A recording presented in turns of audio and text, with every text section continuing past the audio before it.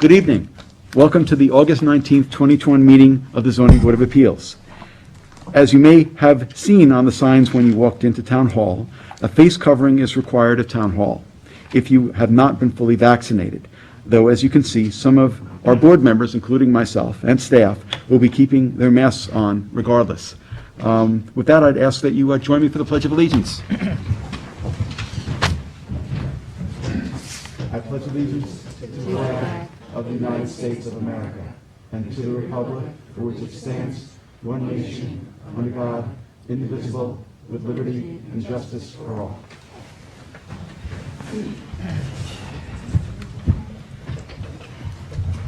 We will be starting this meeting with the public hearings. A reminder that applicants, agents, and members of the public speaking, other than attorneys, will be sworn in, will state their address for the record, and will offer their testimony as it relates to the application before the board.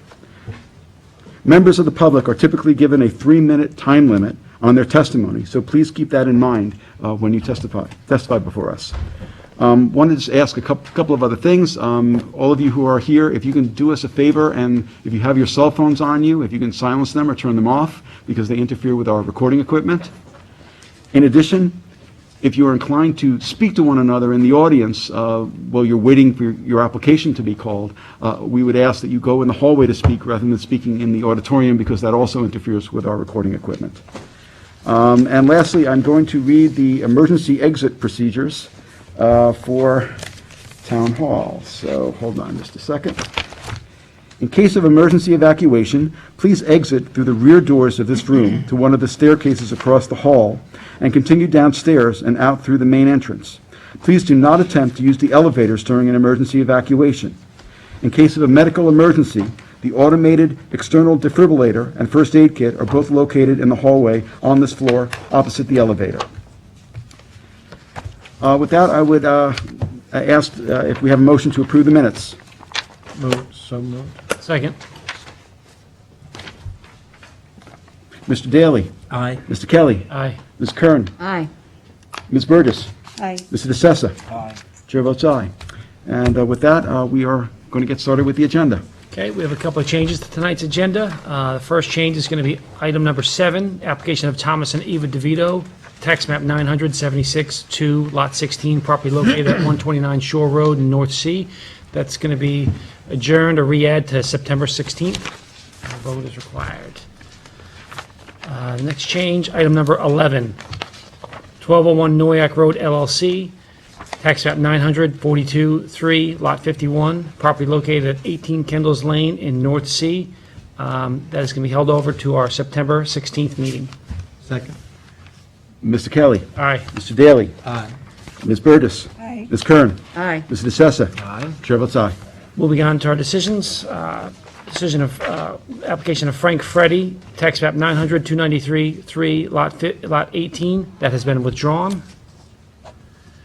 Next, application of Matthew Christopherson, property 900-191-4, lot 13. Move to reopen that for written submissions. Second. Mr. Kelly. Aye. Mr. Daly. Aye. Ms. Kern. Aye. Ms. Burgess. Aye. Mr. DeSessa. Aye. Chair votes aye, reopened. Okay, we accept the written submissions and move to close the application with a decision later on this evening. Second. Mr. Kelly. Aye. Mr. Daly. Aye. Ms. Kern. Aye. Ms. Burgess. Aye. Mr. DeSessa. Aye. Chair votes aye. Okay, the following decisions, I move to adjourn to our September 2nd meeting. Michael and Amy O'Brien, tax map 900-313-1, lot 16. Kimberly McCready, tax map 900-354-3, lot 57.1. NYCELEX Real Estate Holdings Development Corp., tax map 900-349-2, lot 24. Scott Slater, tax map 900-24-1, lot 49. Karen and Brian Coyle, tax map 900-147-2, lot 26. Edward Burke Jr. and Patricia Burke, tax map 900-5-2, lot 17. Robert Postma and Janet Whalen, tax map 900-102-3, lot 14.39. Richard Stott, tax map 900-268-2, lot 31. 85 Eastway LLC, 900-233-2, lot 1. And Barbara Swislowski, tax map 900-144-1, Lot 24, moved those decisions over to September 2nd. Second. All in favor? Aye. Opposed? Okay. Moving on to the agenda. Item number 1, Joseph Musnicki and Charlene Quinlan, tax map 986-2, lot 33.1, property located at 116 Ocean Road, Bridgehampton. Applicant requests the following relief for the relocation, conversion, and expansion of an existing guest house into, is this Brian Lacazio? Yeah, I'm recused on this. Can I still read it? Or does somebody else? Okay, I'll open it up, okay. Yeah. Of an existing guest house and into a garage house, Town Code 330-9D4C, density incentive provisions for a side yard setback of 20.7 feet, where 30 feet is required for the proposed carriage house, and Town Code 330-9D4 to waive the transfer of one or more development rights or PBC to the site, and any other relief necessary. The board has jurisdiction. Okay, I said here, right? Yep, all good. That's it. Are you the, I'm the lead on Adam, that. just like, okay, I'm recused on this application? Yep, okay.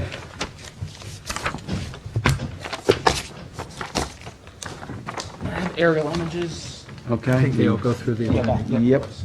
That helps. Oh, no, Patsy, we came on, I'm sorry. Are you Brian? I am Brian. All right, so as stated, we are seeking approval to repurpose the existing CO'd guest house to convert it to a carriage house. And it's kind of a long story. Our client wanted the contract to purchase this property probably close to 2 years ago, since closed. And the sale was conditioned on getting a demo permit for the main house. The main house did not benefit from a CO at that time. It was a pre-existing non-conforming structure. Long story short, we ended up getting both properties CO'd, but we could not get a demo permit for just the main house, because then I would leave a non-conforming use of only a guest house on the property. So in order to get through our permitting process, the ultimate, come out in many meetings between me and the building department, had a couple of conversations with Katie, and the ultimate determination was that we need to get a variance to convert this to a carriage house. So it's an acknowledged, approved structure under the town code, at which point we could then apply for and demolish the main house and build a new conforming principal structure and other accessory setbacks. So as stated, the existing house did receive a C of O in 1977. The pre-existing is a conversion of a barn to a guest house. And in this past March, we received the C of O for the existing house and guest house. The applicant is, as I stated, wishing to remove the existing main house and relocate the guest house a little further back to the property and reorient it so it faces into the center of the property. We are wishing to continue the existing side yard setback, currently at 20.7 feet, where 30 is required. As I stated, the structure is already approved at that state, so I think we would have an argument that we could continue that existing side yard setback. And it's actually being removed from the currently improved property, and I actually did speak with a neighbor in that conversation. He had no per se objection. He was just trying to understand the application. And we're also removing a nonconformity that currently exists of a slight pyramid breach, and no longer need relief from the pyramid code with the grade and the reorientation of the house, and now complies with pyramid law. Happy to answer any questions. Okay, so we got some comments from the building department. Yep. I don't know if you had a chance to see that? I have, and I've actually had, I believe it was 2 meetings with Candace and Marjorie. Okay. And, so I did address the pyramid point, and we've submitted revised plans. You should now have a complete set. You may have just received them today, because it had a back and forth, and the architect had to revise, but it Okay. does show that we do comply with the pyramid law. Okay, And with respect to the main house, we're not quite there yet with the concept, but we're not asking for any relief for the new proposed main house. It's solely with respect to the relocation and conversion of the guest house to a carriage house. okay. So they seem to be okay without providing that pyramid drawing at this point. Yeah, so, I mean, the setback relief obviously is, fairly modest. We'll see if there's anybody here. As for the, relief for the waiver of TDRs or PBCs, maybe you can just talk about that. Yeah, a on that little point, sorry, yeah, on that point, this lot is in the R20 zoning district. It's a over 2 acre lot, over 2.5 acres. So this lot theoretically could yield approximately 5 lots, which would be a significant increase in density. We're by no means trying to do that. We're trying to repurpose an existing approved CO'd structure. And it's really just kind of our way to navigate through the town code to get to our goal of building a new main house, a pool, tennis court, other amenities that are common to a property of this size and nature in this area. It just kind of, given the pre-existing non-conforming nature of the structure, it led us to where we are today. It is a pre-existing condition. We're for the most part keeping the structure as it exists. It's been there for some time, and the client does like the structure and did not want to demolish it and rebuild. So that was what led us to where we are today. Okay. But it is moving, right? It is moving. Guest house is being picked up and It's being moved? picked up and shifted further, I guess that would be west, away from the street. Picked up and being moved. Yeah. What do you mean So further? it's currently, Going away from Atlantic. But it's still maintaining the pre-existing setback. correct. So how's it moving west? It's coming down. No, because the lot runs east-west, Yeah, for lack of a better term. It's running Northwest to the west. Oh, I south see. on Nation Road. Yeah. It's currently somewhere in its proposed driveway. You can see existing guest house to be removed. It's a busy survey, Yeah. and then it's being proposed here. Over there, it's being moved, yeah, west, okay. And the other thing I just want to mention in terms of the waiver of TDRs, we have had a handful of applications, not an enormous amount, but a handful of them. And so I just want to make sure that we are consistent with our other decisions on this, in terms of under what circumstances we agree to waive. Anyway, Katie, I figure that may have been addressed when the application, after it was submitted, I'm not sure.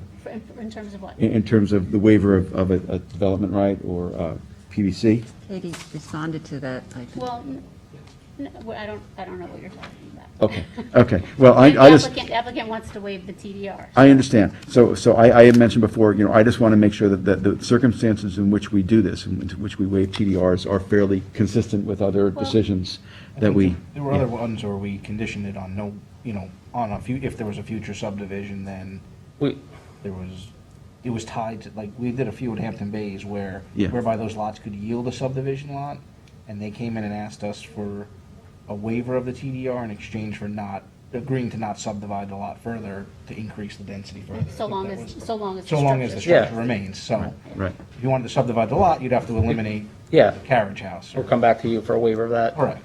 Yeah. Yeah, I would have no issue with that condition of this. Okay. That's what we've done previously. And I think that's Right. right in line with what we're proposing here. 'cause Right. We're not looking to subdivide. Okay. Yeah, I mean, if anything, this The application reason to do is. that. Yeah, because otherwise, we could theoretically could have 3 lots We with have waived the pool and TDRs because tennis. there's no new density. This board has waived TDRs where there have been new structures. I mean, this Yeah. is, And this is unique in that there's already a CO for the structure. It's just not Right.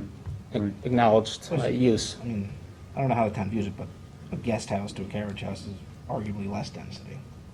it's conforming, yeah. It's conforming. It is Yeah, because a carriage house will What have you have. size limitations, use Yeah. limitations on it that A a guest pre-existing house guest house may not have. Yeah, Right. yeah, that's true. Okay. So you already addressed your Marjorie's issues, so. Yep. I'm presuming that she's good, but if Yes, she needs yeah. anything else. I'm still getting a hang of her pyramid law, but I'm getting there, and we had a couple meetings, and Okay. I left it at a good place, and it ultimately yielded a no needed pyramid relief. Yeah, okay.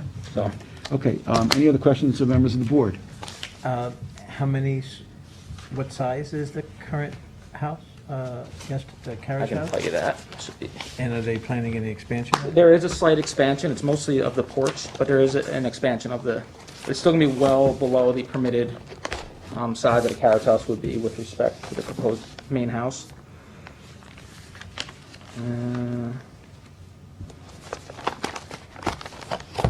It's like 300. Yeah, these. Yeah, so the- Yep. 656. Thank you, yeah. Yeah, it's just going from 1,352 square feet to 16 or 1,900 with the under roof, which includes the front porch. Got it. So it's 600 square foot increase, depending on which way you look at the numbers of this footprint of the structure. Okay, thank you. So, Brian, just to clarify for me, because I'm new at this, you said you had to get the variance on the carriage house before you can demolish the main building, is that correct? Correct. The building department would not issue a demo permit for the main house because it would result, it would have needed to come before you one way or another, either to have a residential lot with only an accessory structure and a guest house, or to get, I mean, I think it's still one way or another, but to get they require the conversion of the carriage house because it's a Because, acknowledged Okay. structure under the town No, code. no, they didn't tell you to come to the ZBA in order to do it. I believe what happened was, this was a non-conforming use. So he had a pre-existing house with the second essentially dwelling on the property, which would have triggered the expansion of a non-conforming use, which is 50%. Correct. So that's why he's coming here, because if he wanted to keep it as a guest house. Entirely right, then it would have handicapped what we could have built. Correct. Under Would them, have we would have had limited. the demo to then apply for a new carriage house. Okay. And which would have just wasted the structure. okay. So that is correct. Okay, any other questions? Is there anyone from the public who is waiting to be heard this evening in connection with the application of Misnicki, sorry if I'm mispronouncing, and Quinlan? This is for property located at 116 Ocean Road in Bridgehampton. Okay, doesn't appear that there are any takers, so I have the lead on the application. I would move, Hold on, so Brian, so yes. you have to follow up with Marge and make sure that the new plans address all of her Will do. stuff. yeah, and that can be dealt with in a written submission. Yep. So I would move that we close the application of Misnicki and Quinlan this evening, except for written submissions. The deadline for written submissions is end of business on September 3rd, and I will have a decision ready at our September 16th meeting. Second? Mr. Daly? Aye. Ms. Kern? Aye. Ms. Burgess? Aye. Mr. DeSessa? Aye. Chair votes aye, and Mr. Kelly had recused himself, so he abstains. Thank you so much. Thank you very much. We got that in a bit. Yep. Leave Cornelius back to read. Greg, you could probably I can read while he's in his absence. Yep. Number 2, Patrick DePiero and Kristen Barry, tax map 900 362-3-24, property located at 42 Tarpon Road in East Quogue.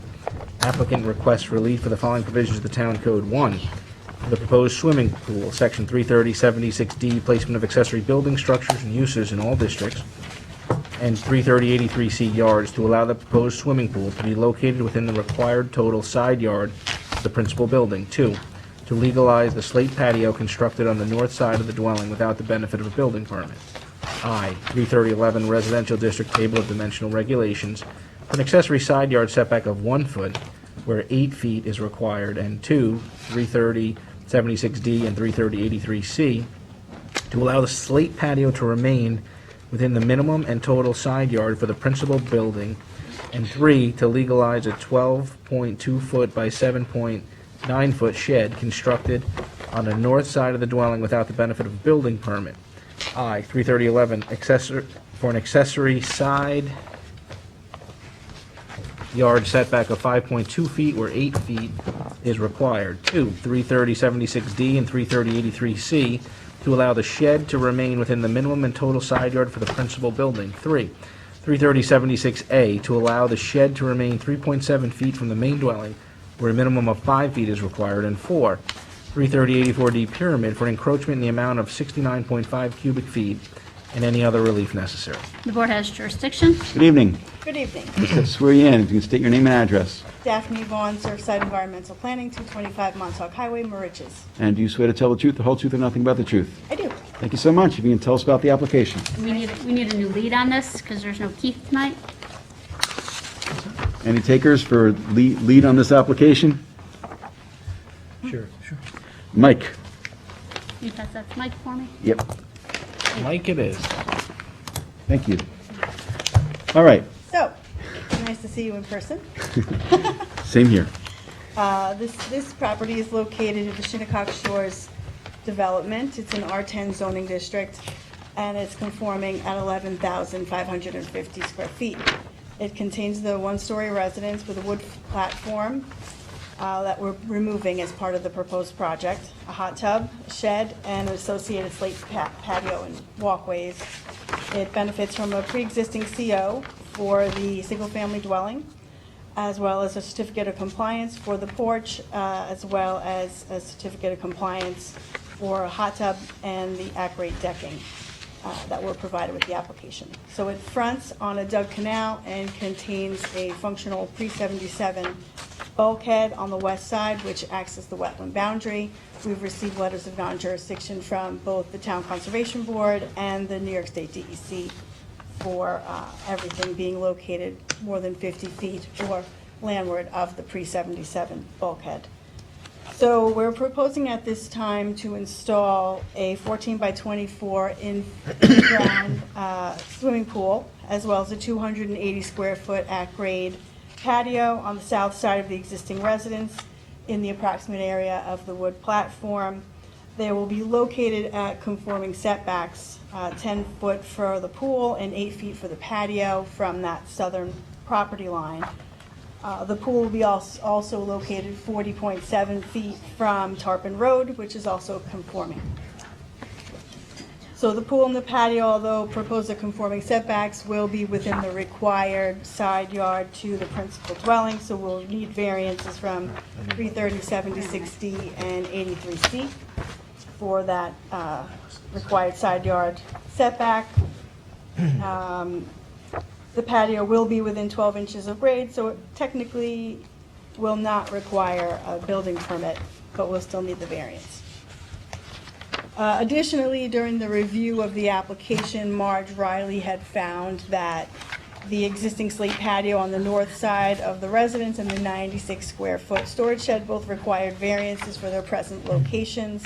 The patio was installed by a prior owner, as it was purchased by my clients last year in March of 2020, right before the pandemic hit. It's at grade and it's located within the required side yard of the residence, so it requires variances from 76D and 83C as well as 330-11 for its location 1 foot from the northern lot line where 8 feet is required. The property is located at the southern end of the canal, so it receives a lot of wind, and that patio area is basically a place to get out of the wind. My clients purchased the existing 8 by 12 shed shortly after they purchased the property to store their outdoor equipment for their boat, for the lawn equipment, their hot tub, and they have a 2-year-old, so they have toddler toys, a small baby pool, that kind of stuff. That's all stored within that shed. The house does not have a garage, doesn't really have any storage at all. It has a crawl space that is prone to flooding, so the shed is vital to their use of the property. They placed it in the least obtrusive area on that patio on the north side of the house to kind of stay out of their view and away from any neighbor problems.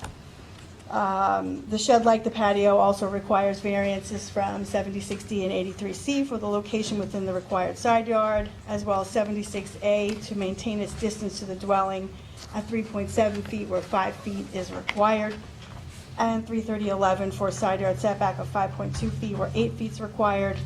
And because it's closer to the lot line, it needs a pyramid variance of 69.5 cubic feet. What kind of shape is the shed in? It's brand new. Okay. I think they should, can they spin it? Because right now it's in a north-south direction, and that's the longest. If you spun it in Are an, you looking at the correct survey? Illustration survey? yeah. Yes. No. Because I did, What's the It did date on the spin. most June recent 11th. one? Yeah, no, it changed. we did flip, Yeah. we did reorient the, Yep. That's the shed right there, right? Maybe you moved it to the other side of the AC. Okay. June 11th is the survey date. Is that the Yep. one you're looking at? Yep. 2020, I'm looking at basically- June 11th, June 12th of 2020. Yeah, no, we don't have, I don't have. We got, there was like, it was with like a revised application. Okay, then it's in the There back. was a It looks like- revised. There it is. It's in the back. See, the Okay. shed is, Yep. All right. so you reoriented the We shed. did reorient the shed, Okay, and that's basically everything that I'm discussing. okay. That reorientation. I had a couple of discussions with Marjorie. My clients reoriented the shed. We revised the survey. We had the pyramid calculated based on the average natural grade of the shed. So the pyramid relief you're requesting is for the reoriented shed? Yes, correct. Okay. Yes. And there's no conforming location on the slot for the shed? There it is, on the south side. Yeah. If we were to put it on the south side, it would be basically between the hot tub and the pool, and that would then require us going to get a wetlands permit for it. Right now, it doesn't require a wetlands permit because it's more than 50 feet from the bulkhead. Okay. Stephanie, is that 1 foot setback on here? I was looking for that before. I was looking for that too. No, it's not. So that's the one thing Yep. that Marjorie noted after this survey revision. Yep. So we can certainly have that added. Yeah. And there were a couple of other measurements I had been looking for that maybe are in the new one, I'm not sure. And why can't they put it against the house if they keep it on the north side? Because technically, it's supposed to be 5 feet off of the house according to the code. No, I understand that, but they've moved it already. They put it on the north side of the AC before it was on the, next to the AC, so it kept it closer to the house, which would reduce the side yard setback to the neighbor and eliminate the pyramid. That's the only thing I'm asking. So what you're saying is that the way it was originally, there was a smaller area between the house and the shed. than Correct. There is now. So, It just, when it was north-south, it was closer to the neighbor. Yep. Now, they spun it east-west, but they moved it that you now. Further away from now the you need house. Pyramid, further away from the house in the But one not part. further away And from closer the in the other. So if you put it, why can't they put it right here? Like next to the house? I understand it's different relief, but. Well, Then if- okay, so then- then that's going to throw me within 50 feet of the bulkhead, and I have to go get a wetlands permit for it on top of that. Because I'm at 50.5 feet. I'm squeezed squished as far away as I can be to avoid getting a wetlands permit. if you just moved it closer to the house, does the 50.5 feet change? Closer to the house, well, there's the AC unit. Oh, I see. But that AC unit was there before, and the shed was closer to the AC unit. Well, it was within the 50 feet because they did it without a permit. So now they're trying to avoid going back for a wetland. That's what they're trying to do. Okay. All right. Technically, the shed doesn't require a building permit. Marjorie said that I have to get the variance for it, and then I'd have to fill out a shed affidavit. But I would need to Is it supply. bigger than 120 feet? No, it's only 96 square feet. But it still has to meet setbacks, even though it doesn't need a building permit. Yes, And it doesn't meet setbacks. yes. Right. Yep, okay. Well, what do we And why- They think? can't fit it on the southeastern side of the pool? Southeastern side, I'd need a street setback variance, What's the street setback? 40. The pool's at 40.7. And then it's only their own, it's only affecting them, not the neighbor. I'm not saying the neighbor's here, but like we're putting stuff closer there, at least it's outside of your wetland setback, and it's no pyramid and no house and no side yard setback. So we go from 3 variances to 1 variance, and you still don't need a wetland permit. And I'm only one, I'm just thinking like, 'cause we have 3 now versus Yeah, 1, and yeah. then, Have you heard from the neighbor? I haven't heard from anyone specifically. My client has spoken with a neighbor in the past and they haven't had expressed any issue. If you look at the neighborhood of Shinnecock Shores, sheds are a lot of illegal very sheds. close to Yep. property lines. So we tried to do our best here with the circumstances Mm-hmm. and tried to keep it, out of view. And there's a six. Where's the pool 6-foot equipment going? Stockyard fence too, right? The pool equipment is actually going, I'm sorry, it's right behind, there's a pool enclosure fence along the driveway. It's shown, you can see it in the Yeah, driveway. proposed pool equipment, see that little, There is a 6-foot stockade fence, yes. Yes, where the Between shed the is. property lines, yes.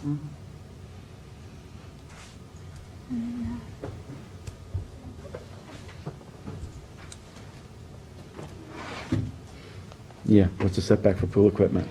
Yeah, Yep. Street, whatever your house. I don't know if it needs relief or not, I'm just asking. Yep. The pool equipment Yep. Yeah. from the street?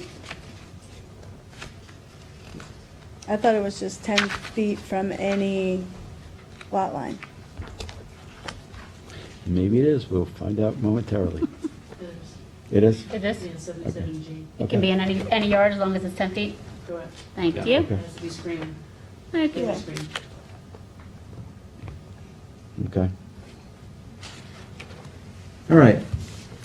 Well, I guess before we figure out what to do, we should ask, any other questions of members of the board first? No.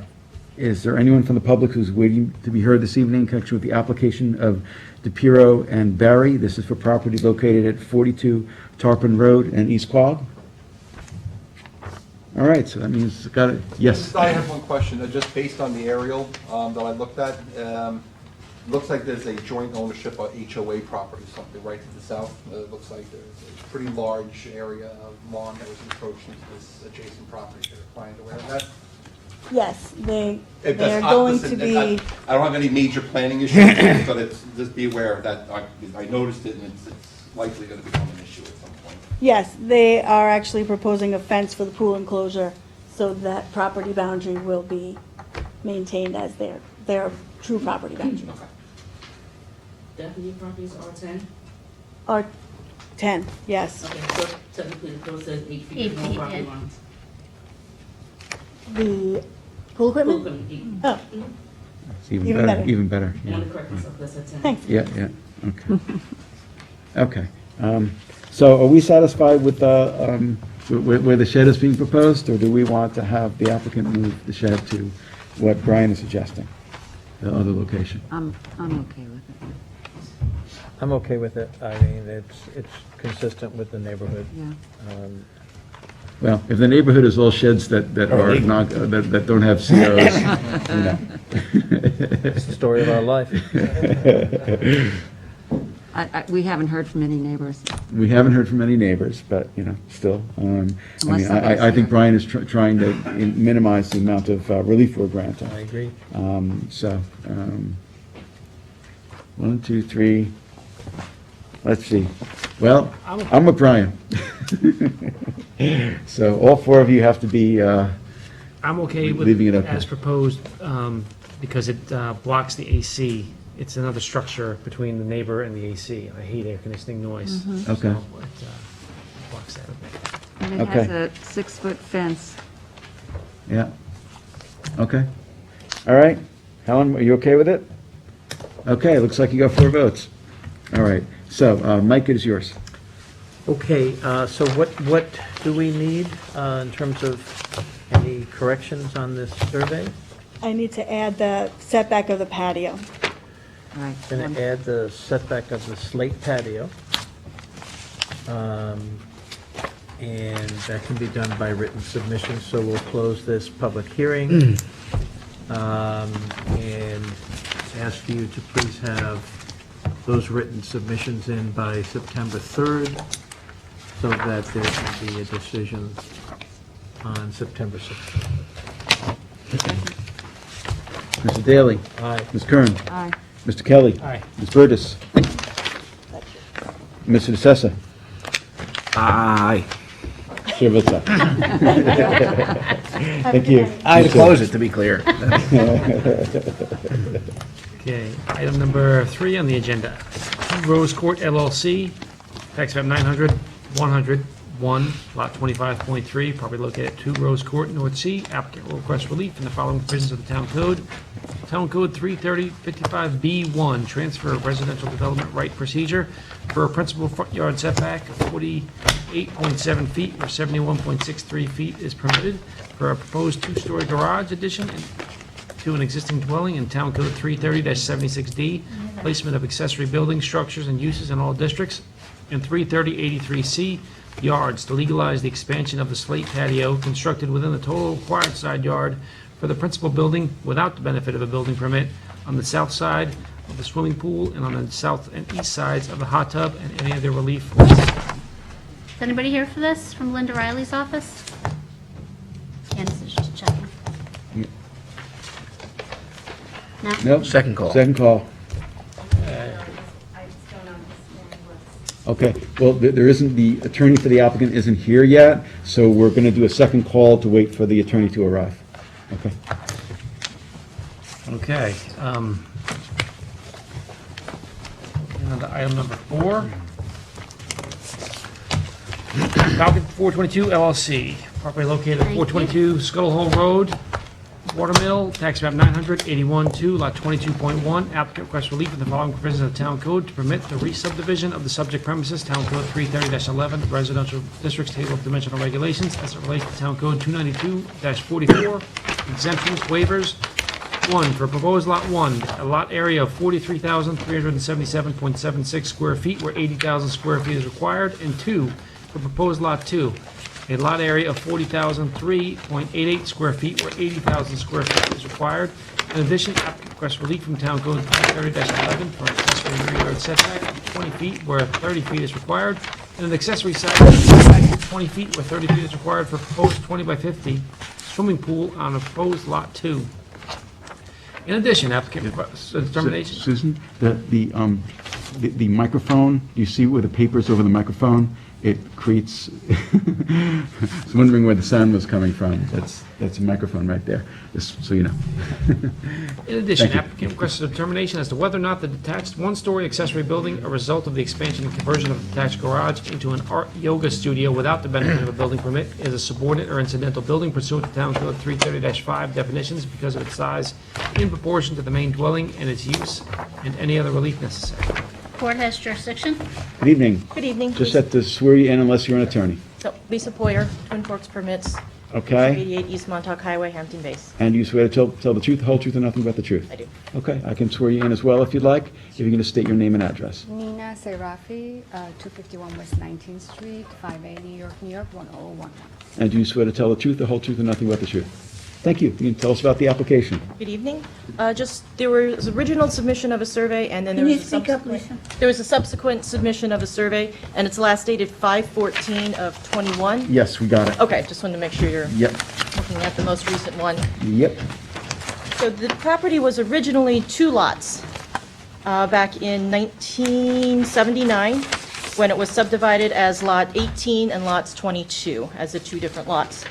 Sometime since then, the properties were merged together when the property zoning went from R40 to R80 zoning, and one of the prior owners inadvertently held the ownership in the same title, and so the lots merged. They didn't realize it. I think it was held in a trust for a certain time period, and obviously the attorney maybe wasn't aware of it, so the properties merged. So we're here before the board tonight to seek relief under section 292-44A to re-subdivide the properties into the 2 lots. We've been to the planning department. They have on file the original subdivision map. They are okay with that. They're not going to require us to go back to the planning board for new approvals since it was already approved. The health department, it appears on their 1981 tax maps, which is their 0 starting point for lots, and therefore we don't have to go back to them for the full subdivision redo. We just need to kind of update their files with the new tax lot numbers. We're proposing the exact same configuration as what was originally approved back in 1979, and we're basically here asking for relief under that section. And then there's a part 2 of the application, where we're seeking relief for the proposed swimming pool, which would have a 20-foot rear and 20-foot side yard setback instead of 30, which is required. If we had R40 zoning, if the lots weren't originally merged together at that point in the past, the R40 zoning would still carry forward with this property, and we wouldn't be before this board seeking that relief. So we're just here to answer any additional questions. Okay. So this had been 2 lots. It ended up being merged by operation of law. So I understand you're basically bringing it back to what it was. That's what you're looking to do. Correct. Same density as originally approved previously. Yeah, okay, okay. And All right. it would be then an R40 designation? It would still be R80 zoning, which we'd still have to apply for potentially other future variances if any future development were to happen on the vacant lot or the current existing lot that has the house on it. And that's part of why we're asking for the relief for the swimming pool, at the, would originally have been R40 zoning setbacks, but it still has to conform with R80 setbacks. Can I ask as a question to printed that point? Of course. And I'm just curious, because I was going to say is, what determination did you get from who regarding that ability to go back to R40? I was just curious, because No, she's not going back. I'm not going back. No, I'm saying, but isn't there a provision of the code for non-conforming lots that allows you to go back to the, Yeah, if you're single and separate, which so they're if you're not. single, so because they were merged and you're re-subdividing, but your setbacks, just so I understand, conform to the R40? Yes, I was just stating Fine. that if the properties had never I just wanted to make merged. sure they weren't asking relief from the R40 setbacks, they're asking from the R80, and Right. that's okay. Yes, and so if you have basically an R40 lot essentially, and R80 setbacks, you're going to have difficulties. Yeah. So, yeah, okay, all right. So I next want to ask about the detached one-story accessory building and the conversion and the determination as to whether that building is a subordinate building. I don't know if you submitted anything regarding the percentages? We did. We submitted a table. I believe you have it in your files. Okay. And it does show that there was a proposed addition to the residence. Okay. And with that proposed addition being completed, which there was a building permit issued for that addition, that the accessory structure would be less than 25% of the total mass of the future residence. So it would then be considered accessory to the residence? It would, if it's less than 25%, but as long as that percentage is calculated correctly. But did the expansion happen, or? It's underway right now. There's foundation is poured, and they're working on Yeah. doing the I mean, construction. generally, if it's less than 25%, it's deemed to be accessory. Okay, all right. What about the second driveway? That was removed, and we're going to maintain the existing driveway in its current configuration. So you'll revise the survey to remove the proposed gravel? That was the 5/14/21 survey that shows Why the do I have all the old proposed surveys? Every old survey. All right. to be removed. This is in written subs, it's Got the it. revised. Yeah, This yeah, is an updated survey. Got it. yeah. So, okay. Lisa, I was telling Candace today, when I was reviewing this, I realized that you gave us an EAF because it's a type 1? Yes. Because it's in an ag overlay and an Yes. aquifer overlay. So who else do you need approvals from? Did you see, Suffolk County Department of Health Services? They'll be updated because they need to update their files because they show it as one lot right now, but they will revert back to their 1981 tax lot origination as far as 2 single parcels. But in terms of like us coordinating SECRA, like, you don't need any approvals from them, you just need to give them We just like, need the to new update tax. them, correct.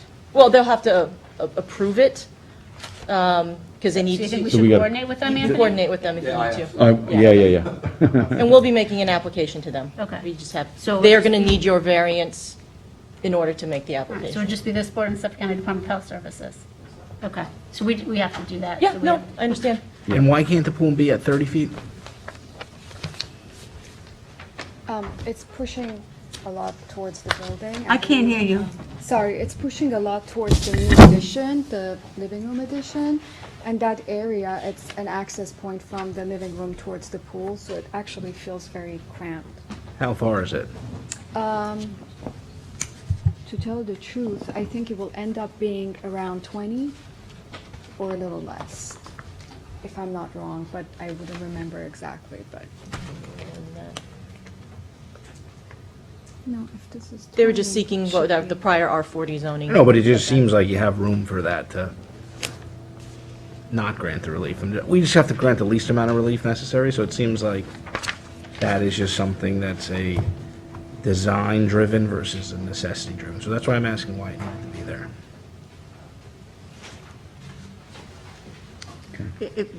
Is it possible to do that, to move it closer so that you can have a conforming? Or let us know how close it would be. If it was at Well, conforming, how close would The truth it is, quite frankly, because I've waited for so long for this. Amy, let's Um, speak up a- let's Yes, speak up a I'm little sorry. Yeah, we tried and we actually staked out the whole thing. Somehow it just doesn't work. And we were trying to actually have the pool in the front where it used to be. And over there, it also, you'll end up with a very narrow pool. For some reason, when you're at the site, it just ends up feeling very close to the house. And so any relief to push it further back would be very helpful. I had submitted aerial photographs in the application package, and if you look at those, you can see it doesn't impact the neighbor to the rear. It's behind their tennis court, and it's about 275 feet from their residence and about 250 feet from their swimming pool. And the other neighbor that it would impact is the future lot that would potentially be created, so. Yeah. But there's nothing that prohibits you from doing it other than you prefer it being located where you're proposing it. Well, there's also trees, actually. So it's easier and less trees will be sacrificed if we push this way. Reducing the clearing. So there's the clearing. You have to clear this whole area for the pool. It's all wooded right now. It's not fully, there's actually 3. And if we push it to this location, I believe we can get away with 2, which would be better, I guess. So save a tree for in exchange for a variance. I mean, yeah. What kind of trees? I believe they're oak, if I'm not wrong. Okay. Have you heard from the neighbor? From this side, honestly, from that side, there's only a tennis court inside, and there's just trees. It's Have you heard from them untouched. at all? From them, I have not heard. Behind, on this side, not at all. Okay.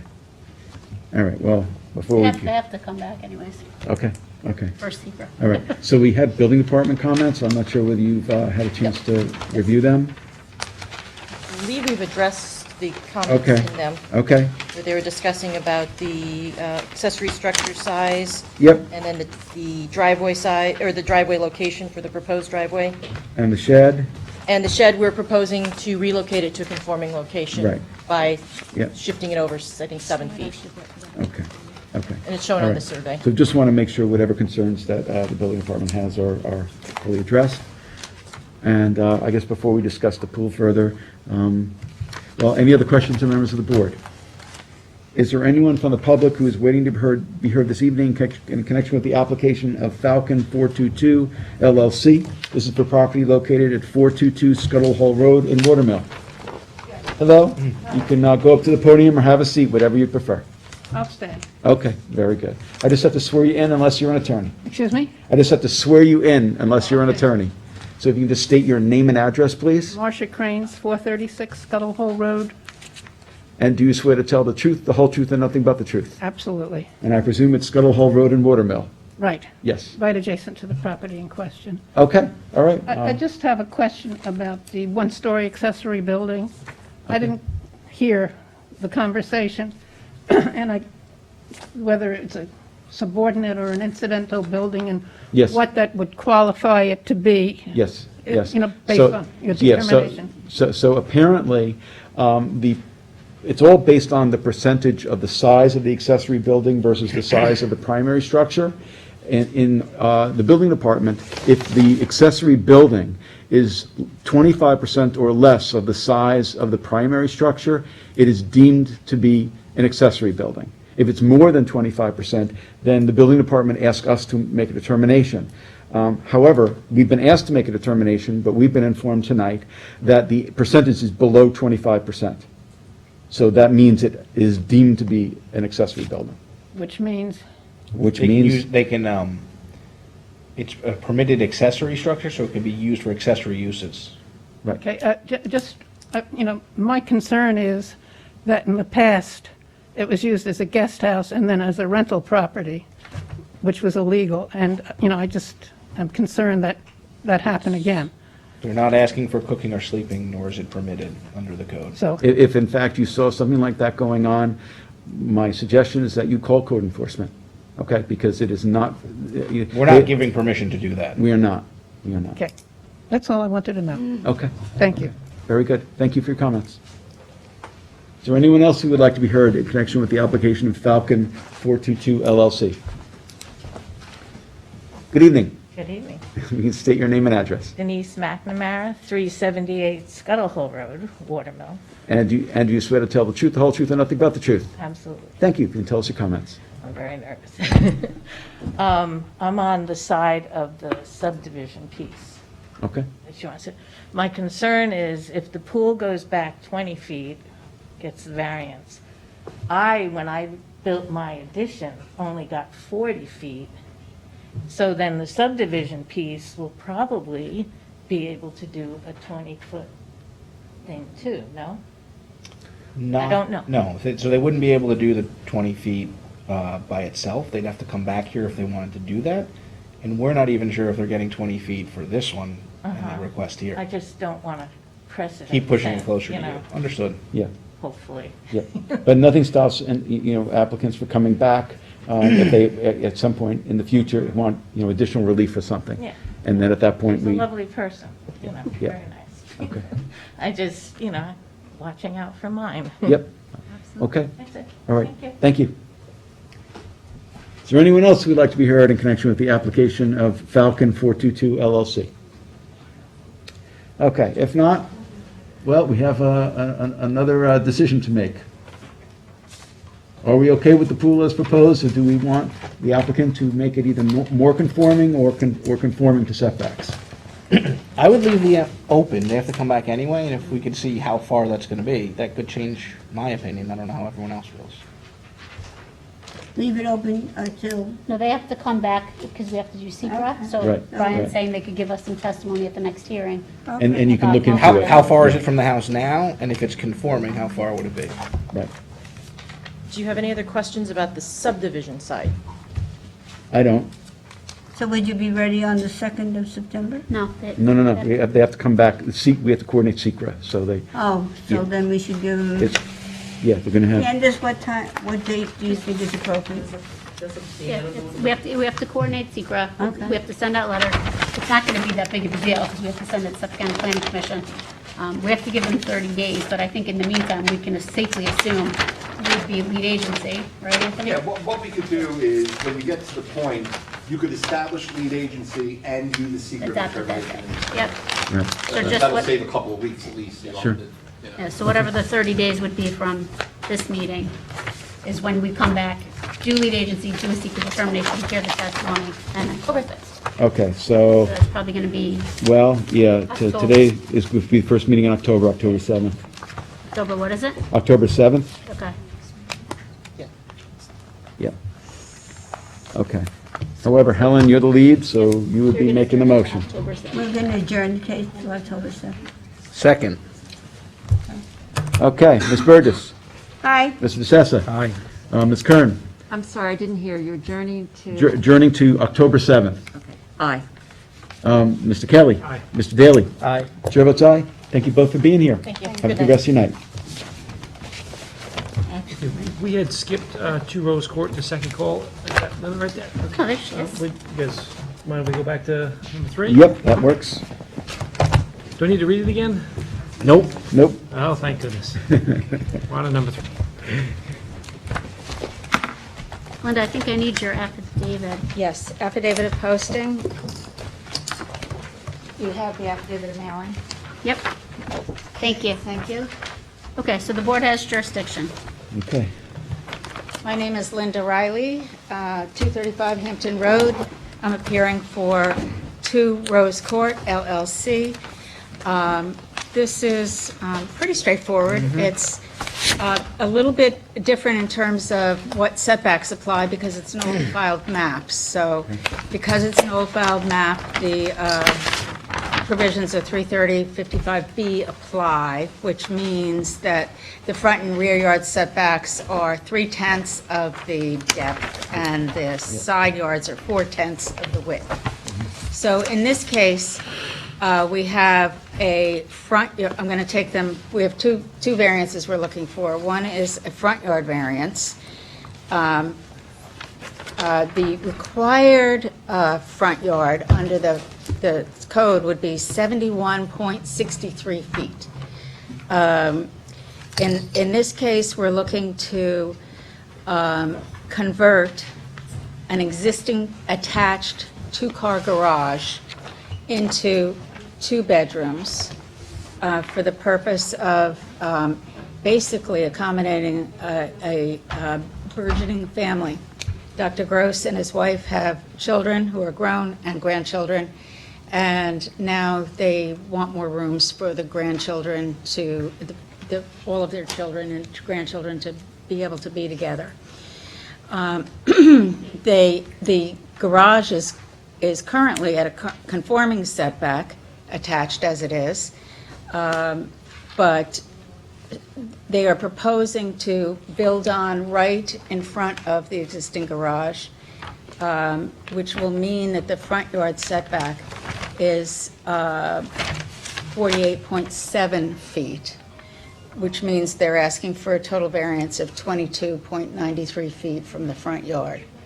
The house will look pretty much the same from the street because right now it's a two-story garage at the end, and when it's finished, it will be the same kind of design. It's just two-story garage at the end. Also, I want to point out that there are a lot of reasons for asking for it there. Side yard doesn't fit. That's out of the question. Rear yard doesn't fit on one side of the property because it has an irregular rear property line. It conceivably, if you were just looking at blocks on a piece of paper, could go behind where the yard is a little deeper. But that's a combination of kitchen and dining, and it doesn't lend itself in any way, shape, or form to bedroom usage for the purposes they want to use it for. It would also mean a significant disturbance to the site, which they would like to avoid. The site does slope up slightly. I mean, it's not a huge thing. There is an existing retaining wall along the front, and where they want to put the proposed two-story garage addition in the front would be right on top of what is now a parking area. It's already used for parking, if you will, and it would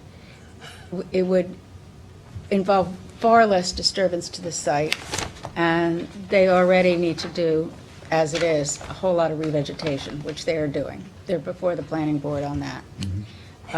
So they're trying to reduce that impact. There are very few houses that will have any, I don't think it's going to bother anyone. We'll see if there's anybody here. Nobody's called me. It's a little dead end, Rose Court. It comes off of Fraser Avenue, which comes off of Edge Avenue, which comes off of Edge of Woods Road. And it's really tucked away back there. It's I've been back there. It's quite private. There's no through traffic whatsoever. This is the end. This is the end.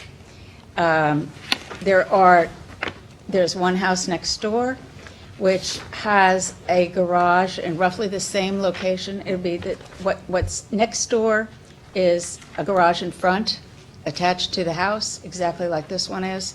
And what's across the street is a garage in front that's attached to the house.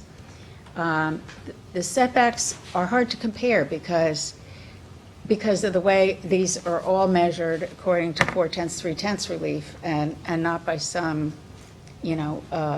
it's not like they're all set back the same amount.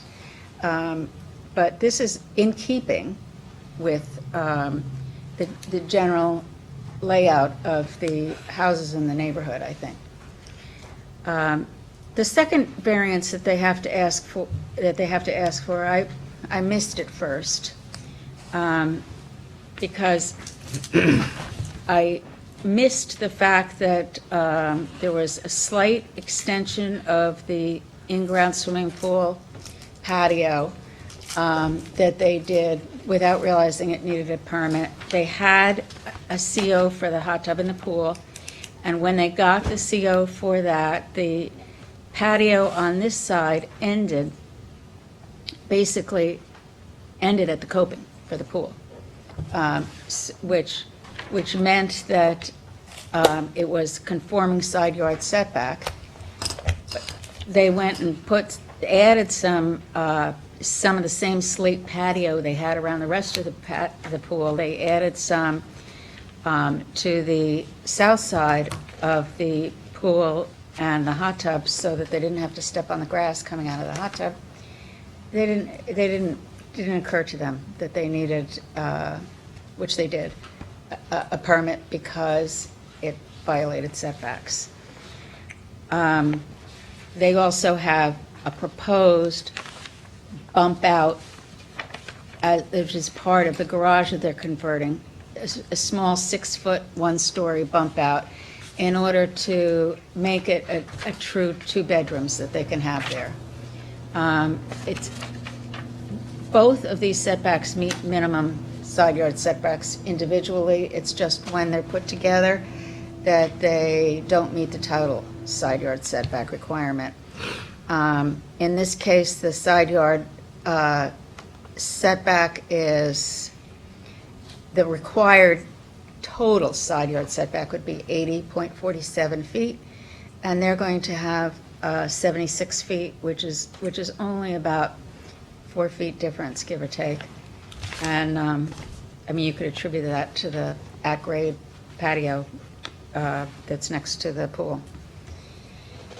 So those are the variances they're asking for. In fact, the second one, I think, would qualify for minor relief, except that we're here for the front yard setback anyway. And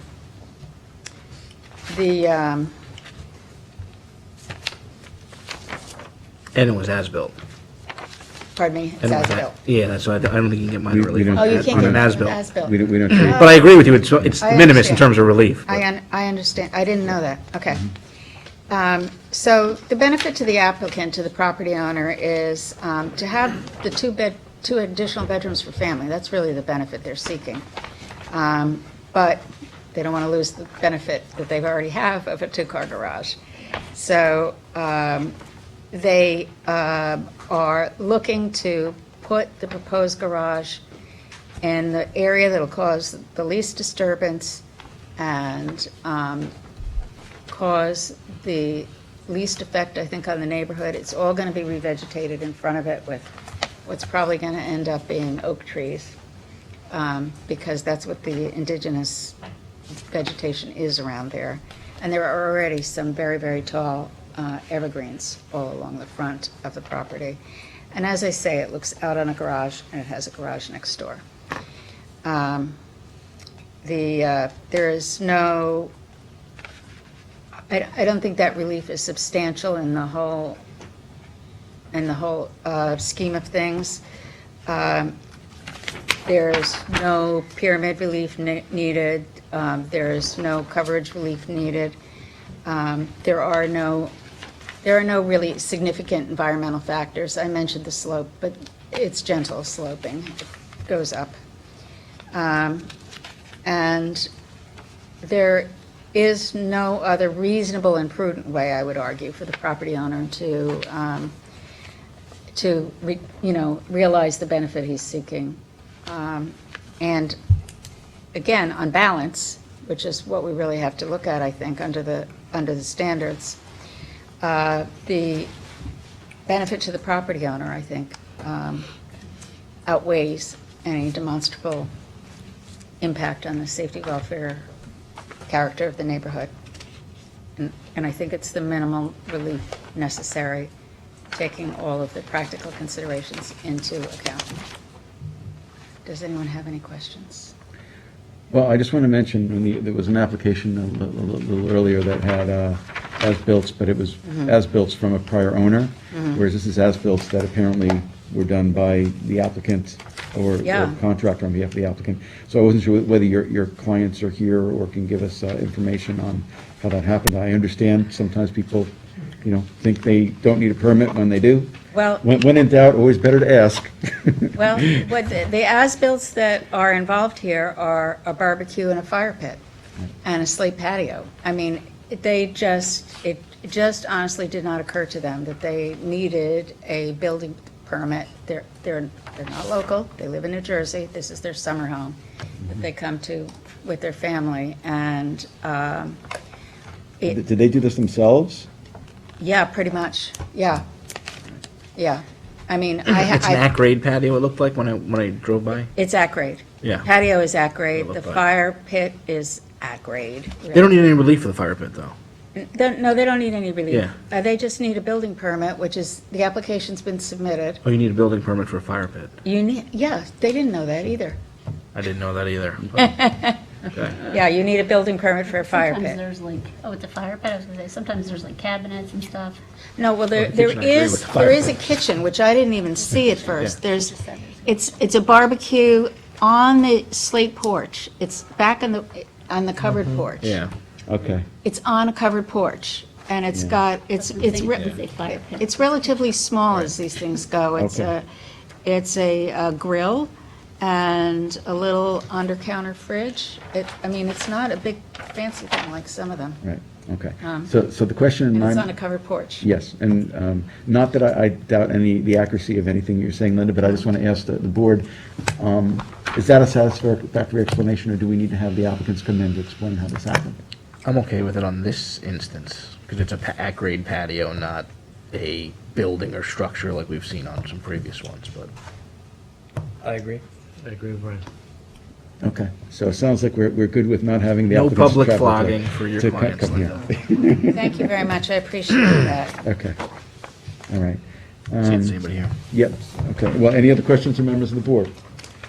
Is there anyone from the public who is waiting to be heard this evening in connection with the application of 2 Rose Court, Southampton LLC? This is for property located at 2 Rose Court in North Sea.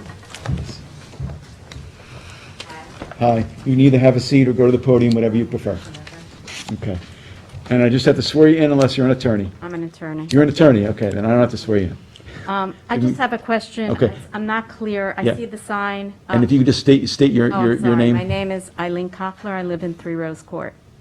Okay. I'm in the cul-de-sac. Eileen, when you said your last name again? Koffler, Koffler. Thanks.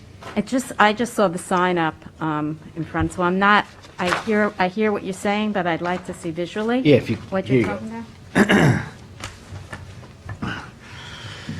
So they're looking to add that garage, the yellow, which is the 2-car garage closest to Rose Avenue. Okay, so let me just get my bearings here. So You're this is- across the street. I'm over here. Right, you're directly Here. across the street. No, I'm not. Directly is, I think it might be one. I'm over here. Across You the can have a street. seat if you want. Right here. Oh, well, there's a So big... there's a house right across the street, but I'm over, I'm at the end. I'm like all the way at the end. There's a house next Well, to this? the end is here. Okay, but I'm trying to get my Yeah. bearings. Fraser Avenue, here's where that big house is going up. Okay, It's under I'm over here. construction. You're over there. So there's a house next door, there's a house across the street, and then you're over to the Right. north, over, Right, Right. and this is where the pool is. This is Right. the house, and this is the garage, so you're gonna be moving closer to the, so there are trees here. Is this Yes. going beyond the trees? no, oh, no. So this will be behind the It's trees. behind the And trees. this is the aerial. Yeah, it's behind the trees. Okay, so, It's, you see right now, there's a sort so of, where am I? I'm here, right? you're there, you're Okay. kitty corner. And so where is the garage now? Okay, It's, garage now is right here. yep. Uh-huh. And you see where this parking area is? Uh-huh. It's gonna be right there. So it's gonna be right next to it? Right next to it, added on, like it'll be it'll be And- 20 feet longer. And when you have your bearings, you can let us know if you have concerns with what they're looking to do. No, so it's next to the house that's sort of across from me. That's right. Okay, and it's Yeah. behind, and the trees are here. Where am I? The trees are, The trees are all around the edge. There's Right, all trees across the this is front. Rose Avenue. Yeah. This is, it's actually Rose Court, it's weird. That survey is incorrect. I had it changed to say Rose Court. Yeah, it is Rose Court. It is So- Rose Court. So the garage is presently here, so you're just pushing out, how many feet is this? 24 feet. feet, 24 feet. By 24, it's this way. I don't have a concern, I mean, it's behind here, there's a house here, and Yeah. as long as I don't have a concern, I don't have a concern, because I'm over here. There's a house here, Right. and then I'm here. And not only does this vegetation have to stay, these evergreen trees, but they have to beef it up. And they're going to, So that's between that and the house at the end of the cul-de-sac? yes. Okay. I have no problem with Okay, it. Okay. Thank really you. appreciate it, thank you. Thank you for coming. Thank you. Okay. Is there anyone else who's waiting to be heard in connection with the application of 2 Rose Court, Southampton LLC, for 2 Rose Court in North Sea? If not, Brian, it is yours. All right, seeing or hearing nobody, we're not waiting on anything, right, Candace? Did we get those revised surveys, Linda? Yeah. Within. You did, but I have every wrong survey tonight, so that's fine. You- Seeing or hearing no one else, I'll move we close the, thank There's you. revised with the Rose Court. Close the hearing for all purpose, close the hearing, leaving it open for written submissions till 9/3, with a decision on 9/16. Second. Mr. DeSessa. Aye. Mr. Daly. Aye. Mr. Kelly. Ms. Burtis. Aye. Ms. Kern. Aye. Chair votes aye. Thank you for Thank being you here. very much. Thank you. We start early now, Linda, so you can get home early. I didn't know. I'm teasing. I have Just teasing 7 you. o'clock ingrained in my brain. Well, you never know. We might change back to 7 o'clock someday. We'll see. Thank you. Have a good night. Next up, item number 5, 111 Schwenks LLC, property located at 111 Schwenks Road, Watermill, tax map 900-101, lot 82.1. Applicant requests relief from the following provisions of the town code for a proposed attached 24 by 24 garage. I 330-11 residential districts table of dimensional regulations for accessory distance from street setback front yard of 20 feet where 90 feet is required from the easterly property line, Schwenks Road. 2, 330-11 for an accessory side yard setback of 21 feet where 30 feet is required. And 3, 330-76D placement of accessory building structure uses in all districts. And 330-83C yards to allow the proposed detached garage to be located within the required front yard for the principal building and any other relief necessary. Board has jurisdiction? Good evening. I'm recusing myself on this. Okay. All right. 1, 2, 3, 4. Wow, just made it. Better be good, Lucasio. Yep.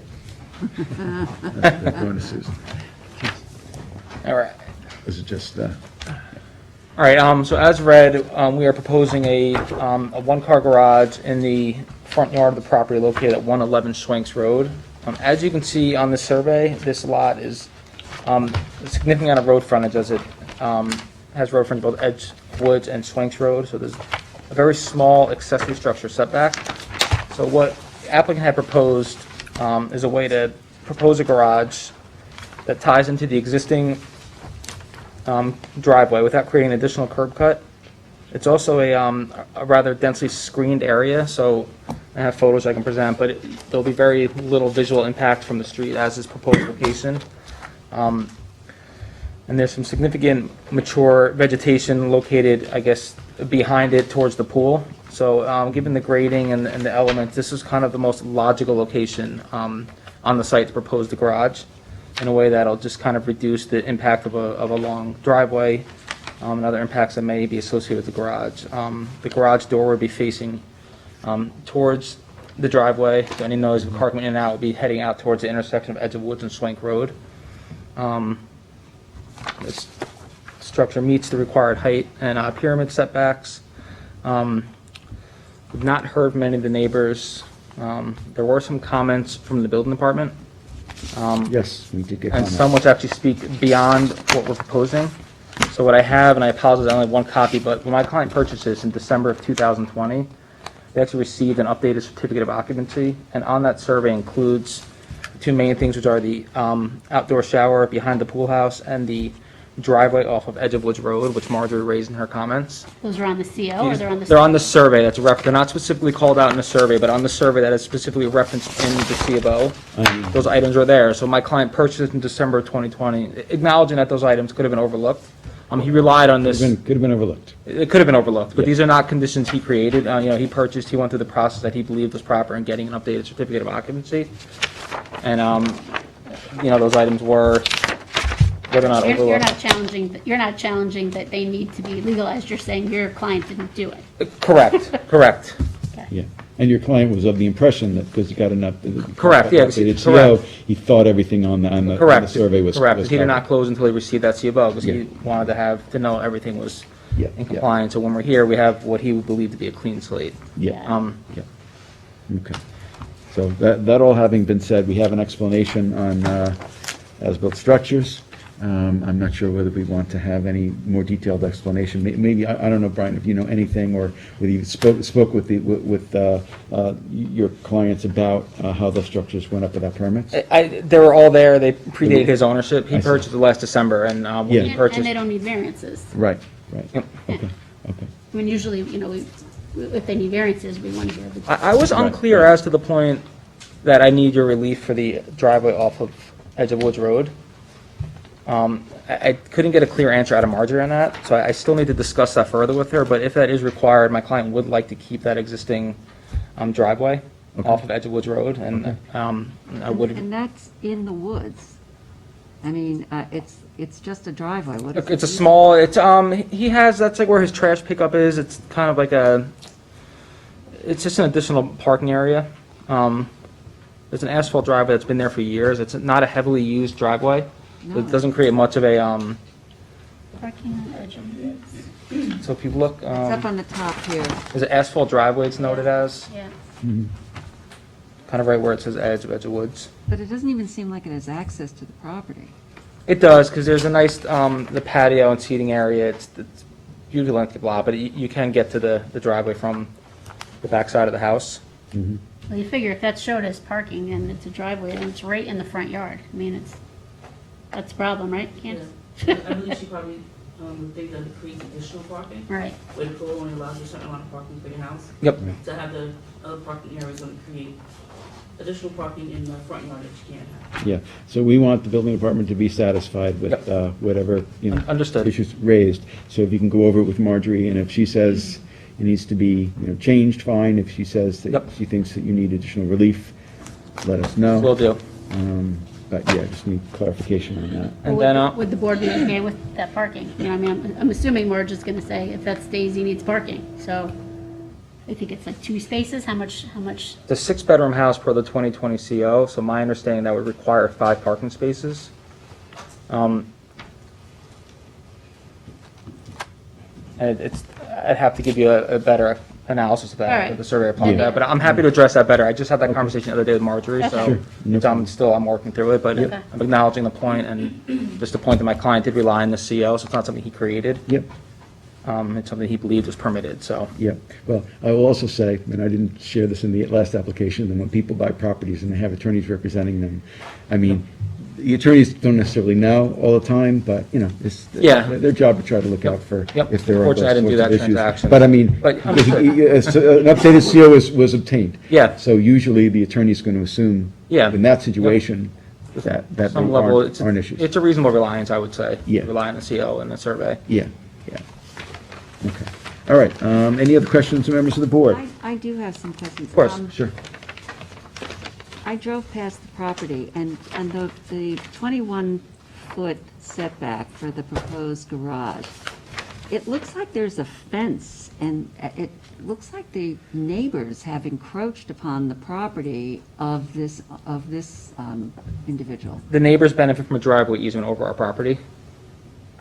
That's a condition, it's a recorded covenant, Okay, the so easement it's of record recorded. that was Okay. there when my client, he bought into that So that they existing have an condition. easement onto Yep. your property. If you so- have, it's actually noted on the survey, at the crosshatch, you can see that's all a portion of I our, can read that, yeah, okay. do you see it, or do you mean to? This is the crosshatch here. Correct, yep. But what is, So this whole area here is their, I know. that's the description of their easement. okay. Yep.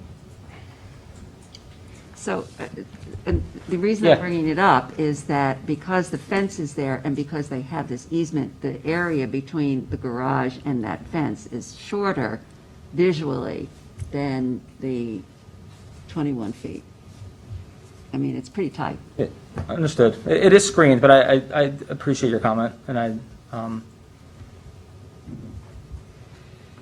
Yeah. it's a condition that's there, so I don't, we can't claim back that area, but understood.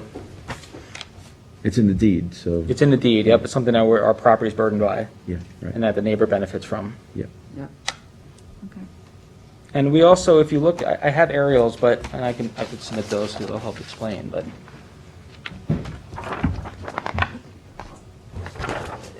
with the way it's oriented, we did it up close to the street, because it's away from the useful portion, or at least what we believe to be the useful portion of the neighbor's property. It's not going to impede on our yard, it's not in direct division of their property from their house. You Their mean pools. the one that's south? Yeah, once they make it down, you'll be able to see, but, so this is our property, this is what I would say is the most impacted neighbor, this is the driveway we're discussing. Right. The house with the pool, and the house is kind of set back in line with our house. So the garage being further, in my opinion, it gives them a kind of a better unobstructed view to the point they can see through the property now. And any potential noise that would be generated from the I garage have one too, if you want. would be about as far as we can locate it from that neighbor. Have you heard from that neighbor? I have not heard from any neighbors on this application. I don't know if anyone's here to speak, but we did, do the required mailings and postings. Okay, any other questions? Yep. Okay, all right, is there anyone from the public who's waiting to be heard this evening in connection with the application of 111 Schwenks LLC for 111 Schwenks Road in Watermill? Good evening. Good evening. Just have to swear you in. Oh. Unless you're an attorney. You can state your name and address. First, Joseph Obermeyer, 120 Schwenk Road, Watermill, New York. And do you swear to tell the truth, the whole truth, and nothing but the truth? Yes, sir. I'm sorry, Joseph, what is your last name? Obermeyer, Obermayer. Okay. And if you can tell us your comments. I can tell you the story of the easement if you really want to know. I live right directly across the street for 40 years and don't really have an objection to actually them having a garage there. However, it's completely visible from the street. The only thing blocking it from, I look in their windows at night from my bedroom, so it's not like it's invisible. I would like a consideration that maybe there'd be no windows facing the street or facing the other neighbor, and that it be screened, like proper four-season screening, not just privet. Because it's 20 feet is very close for a 90-foot setback. And it's also listed, the letter we got said it's a one-car garage. So 24 by 24 is a very big one-car garage. So that's why I was kind of concerned that there might be something else, like a workshop in there, and there'd be windows and lights at, at night and stuff like that. So it's a great place for the garage. I know the property well. And the other thing is lighting. There's a lot of lighting in that house already. And I would just ask that you consider not having all kinds of uplighting on the garage and making it a showplace. It doesn't say anywhere how tall it is in our plans, but I assume, that's all.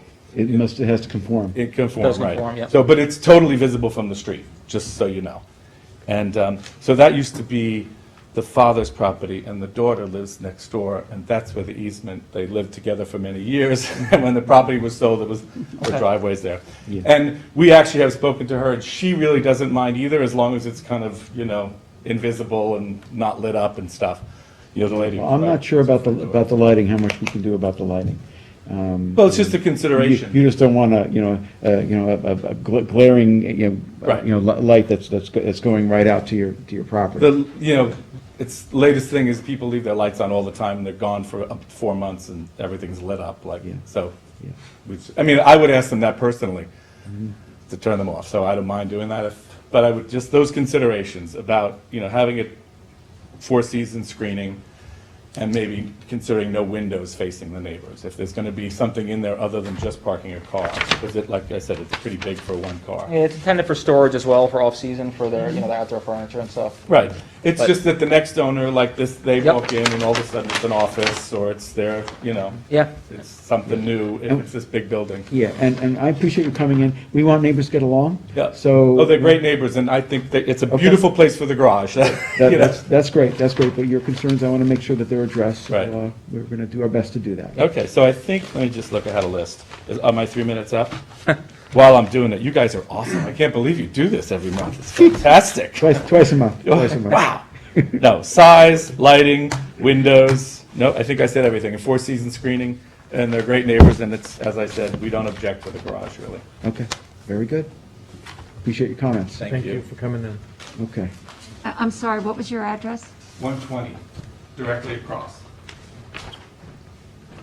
Is there anyone else who would like to be heard in connection with the application of 111 Schwenks LLC? Yep.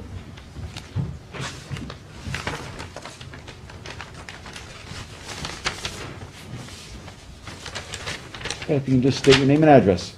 Nicholas Rutherford, also 120 Schwenks Road. Okay, and do you swear to tell the truth, the whole truth, and nothing but the truth? I do. If you can give us your comments.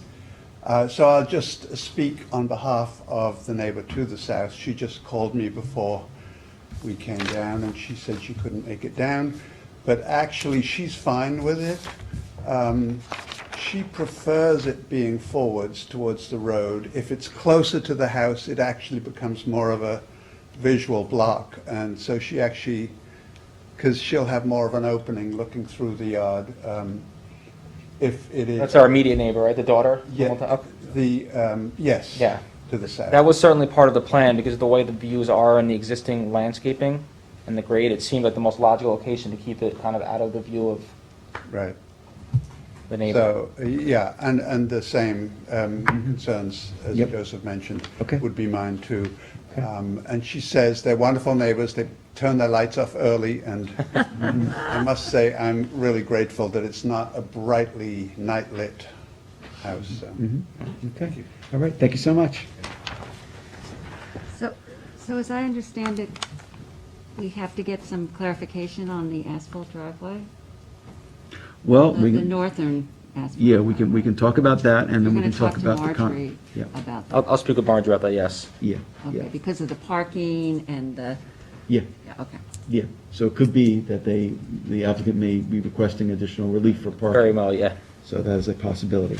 However, mainly, Brian, just wanted to ask you your response to the comments of the two neighbors. Yeah, I mean, those seem completely reasonable. I'm happy to go back to the applicant, and I don't see any reason why screening couldn't be done. There's already some landscaping there, and I think that certainly can be addressed, more four-season screening, and Okay. I'll certainly address the light point and the windows, so it's not, resonating on the neighbors. I think Yeah. those are completely reasonable. Yeah, I mean, we're not talking about Yep. not having lighting at all, just Yep. not lighting that's Of going to course. be disturbing the neighbors. Yeah, of course. Yeah, yeah. So yeah, if those concerns can be addressed. Yep. I think that would be very helpful.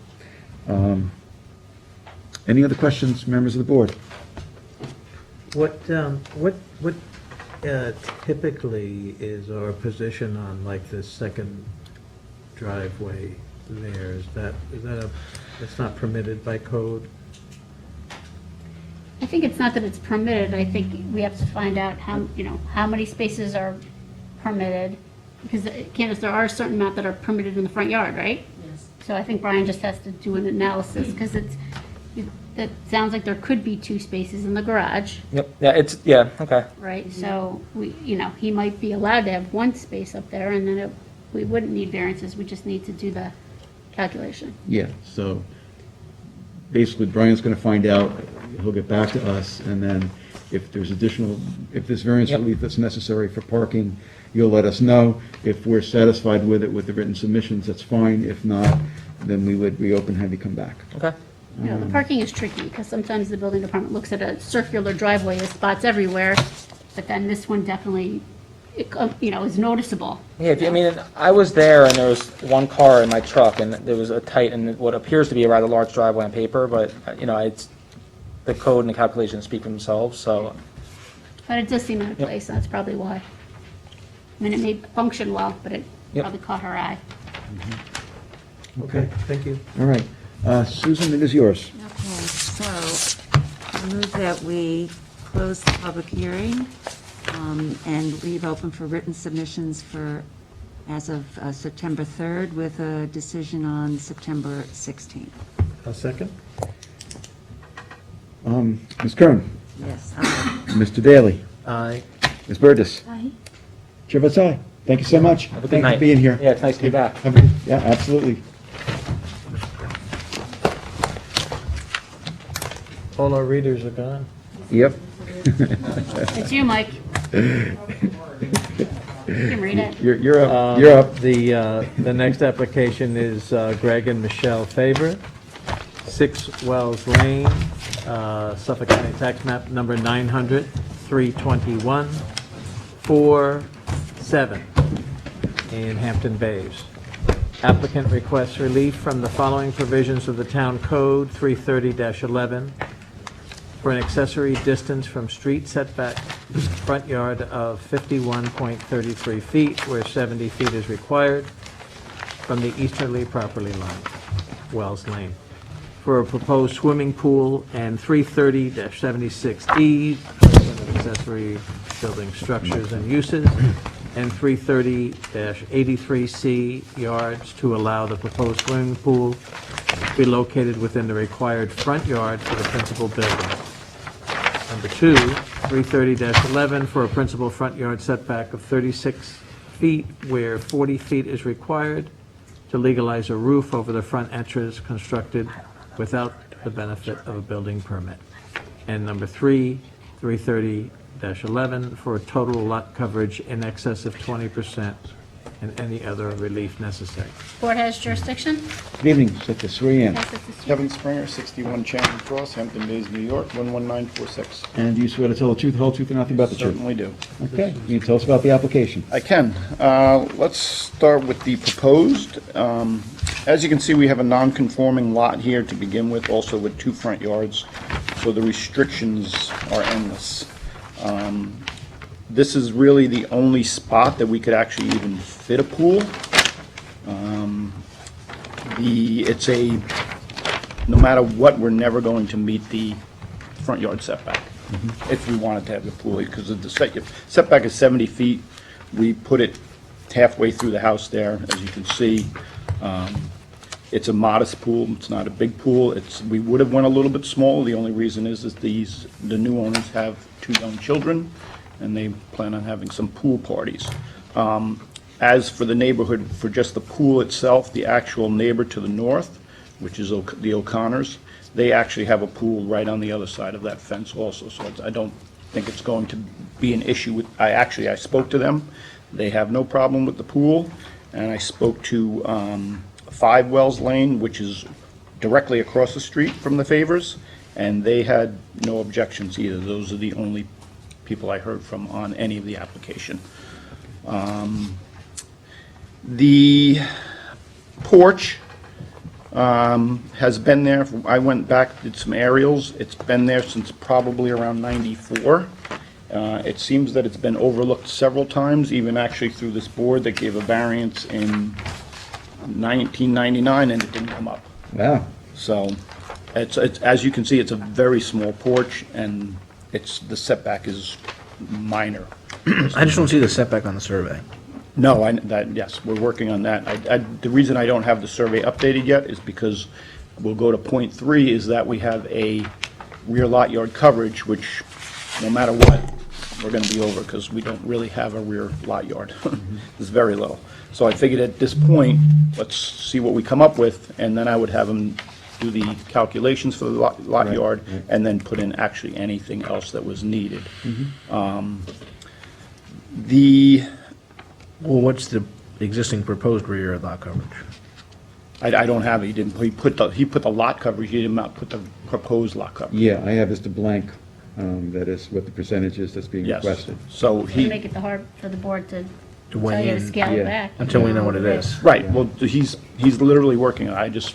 We just spoke about it today. For some reason, he dropped the ball on it. Well, just so you know, if it turns out that the numbers, I don't know, below 25%, probably it's not that Big a much deal. concern, but if it's over that, then you Yeah, need to have you come I back. had spoke to Candace. It looks like it's gonna be close, probably maybe just a hair under the 25, but Okay. until, I don't play the guessing game. I understand. It's not my job, so. Yeah, and not my job to Yeah. do these calculations either. But just so you understand. Right, and the only reason we couldn't shift it back a little bit more is actually there is a very large specimen tree right at the foot of the pool, which would be on the west end of the pool. I don't know if you have any questions. There's really not a lot to go through, but I'm willing to, I don't know if anybody took a look at it. I did. You did? What do you think? It's a weeping willow, isn't it, the tree? Yes, Okay. it's the only shade tree in the yard. It's back- pretty large. Yes. And it's And they don't gonna- want to, that's the thing, is it's the only, it would be the only shade tree they have for the pool. That's why, because there's no Well, coming. it's going to be, it didn't look like it was that far back. It looks like the pool is going to go right up against it. It's going to be close, I'm not going to lie to you.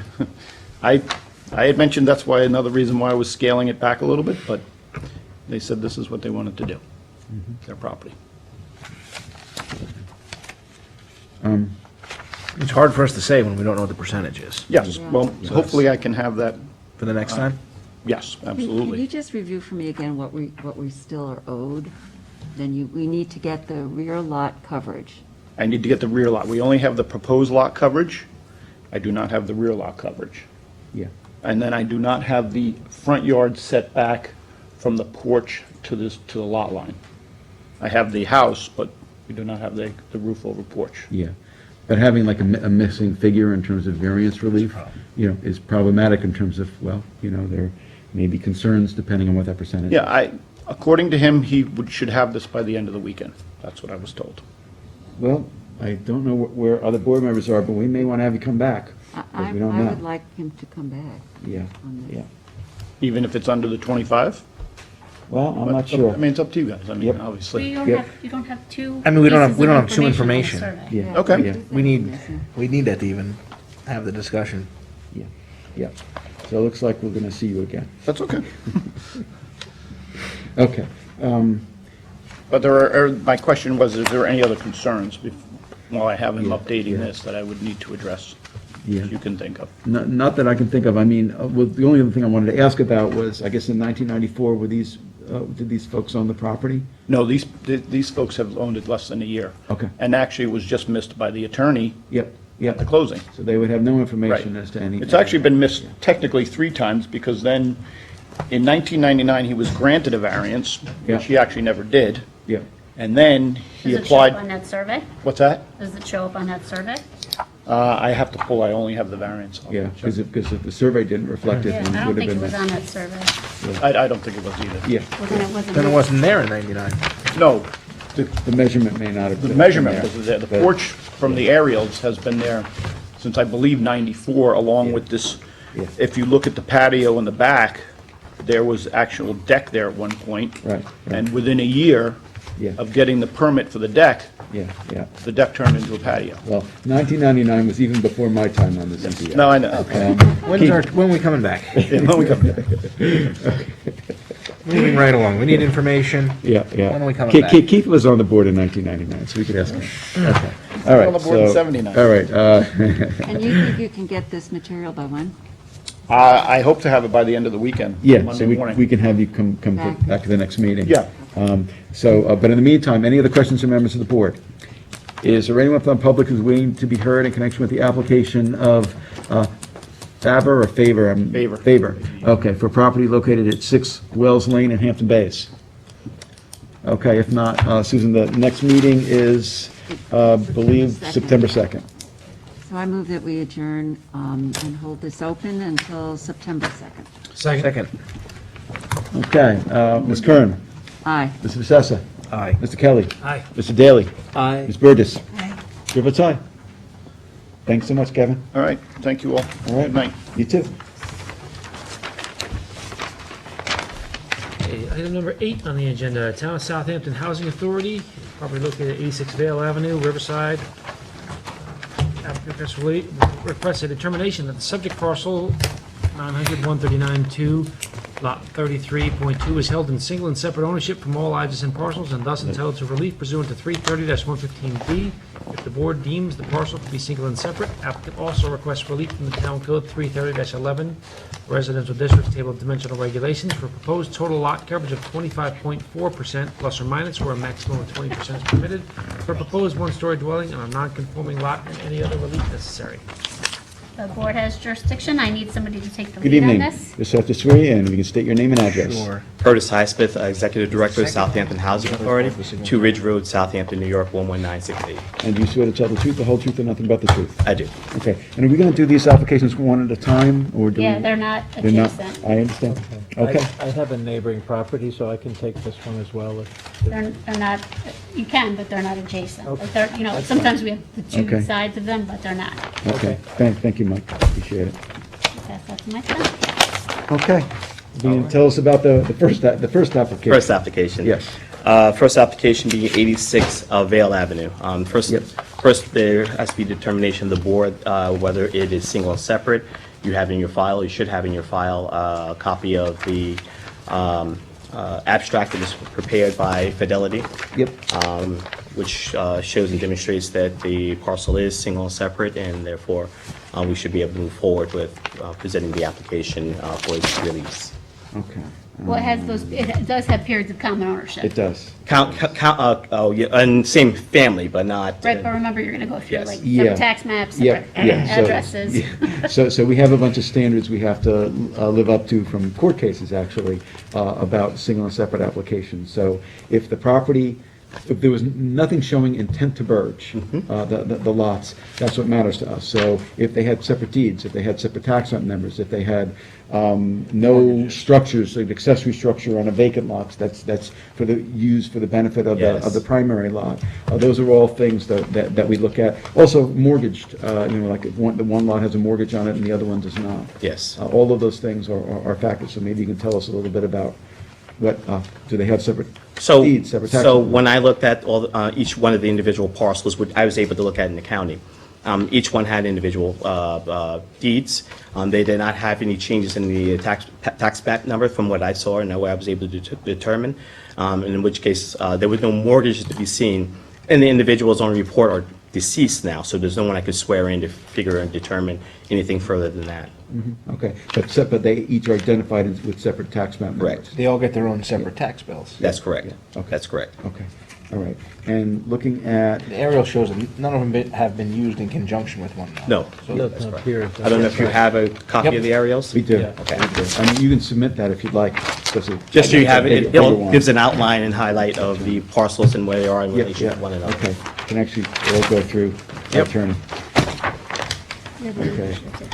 No, we gave it to Mike. Yours, Oh, that's right, okay. Okay. You're right. All right, so now that we went through the single and separate determination or discussion, the next question or thing to go over is the requested relief, which appears to be lot coverage. Lot, exactly. So on 86, currently the lot, non-conforming lot is 6,382 square feet. We're proposing a 1,456 square foot, single-family home, one-story. It complies with pyramid law. It does have a covered porch and an ADA ramp. As of right now, lot coverage is 20%. We're proposing 25.4%, which is a 5.4% relief, under the 20% that 25% you say is usually the norm. Sure. Or what some That's reason. what zoning allows, 20%. The front yard complies, but we are requesting an approximately 4 feet relief on the side yard or south side of the parcel. That's to accommodate an ADA compliant ramp. As is, the house itself complies. The ramp is the reason why there's a uncompliant or that there's a setback concern. My question though is, wasn't there a relief for ADA ramps in setback requirements? That's a good question. I don't believe that's in our code right now. I thought it was. Certainly should be. Should be. Certainly I mean, it makes- There is, but, Yeah. we'll look at it, obviously. Other municipalities ADA did, I did not see, so I. Yeah, I've never heard that we do have a special. I don't think we do, because we've had a lot of people come for Yeah. ramps in We front yard. definitely have. You know, Sure. when they need to We put had that ramps in. one restaurant. Yeah, with the and we had a ramp funeral right into the home road. not too long Funeral ago. home had to put one Days. in, they needed to come. Yeah. Well, part of the Housing Authority's goal, at least its goal itself, is any home or structure, building project we do has a component for ADA or those are mobility impaired. So Yeah. we want to create that environment, not have to worry about adding that to the cost of Right. construction. But I do have a question, which is, this was advertised for single and separate and advertised for the lot coverage, but I don't see anything for setbacks. Correct. If I remember correctly, I just speak to Vince about the ramps, and the ramps are okay. Ramps are Oh, he's okay with the So ramps? you don't need- You did. Okay, so basically, we're down to just, Okay. other than single and separate on this application, lot coverage. And just let me say a couple of words about what we're doing here, which is, we're trying to create affordable housing for people in Southampton Town, which is an urgent need in Amen. Southampton Town. And so if we can, give some variance relief in order for people who would otherwise not be able to afford to live here, to be able to live here, I'm all for it myself, just speaking for me. So it's very important work that you're doing, Curtis. Thank you very much. I second that. Yep, okay. Let's see if anybody's here. Yep, okay. Any other questions from members of the board? Is there anyone from the public who would like to be heard in connection with the first application of the Southampton Community Housing and Development Corp.? This is for 86 Vale Avenue in Riverside. Okay, if not, we did have a comment from the building department, so I just wanted, from Dennis O'Rourke, the chief building inspector, so just wanted to make sure, Curtis, you were aware of it. Plans and elevations were not available at the time of this review, as such compliance with pyramid height and overall height could not be verified. And two, the survey or site plan shall be revised to indicate the 3/10, 4/10 calculation and the total lot coverage percentage. Yes, all of those were revised and all. Okay, all that taken care of. Okay. Do we have So those, the- do so we have those surveys? the survey was, another survey was submitted with that information on it? Well, there were two surveys. One survey, that, I believe the architect put, or made reference to in his plan. I Okay. think that's one portion that I have prepared to give to add to the file. I don't know of any other survey that was required for me to enter into the file. Okay. And maybe I got 100% sure if it's there or not. Just check with that, you don't Yeah. have to Well- come back. Understood. And when you Yeah. have 3 files at the same time, we deal with like 15 files at the same time all the time. It can be a little confusing which one goes Okay. with. Yeah. All right. Okay, all right, You've dealt with that. Yes. Yes. okay. Very good. Okay, so, Mike, it is yours. Good.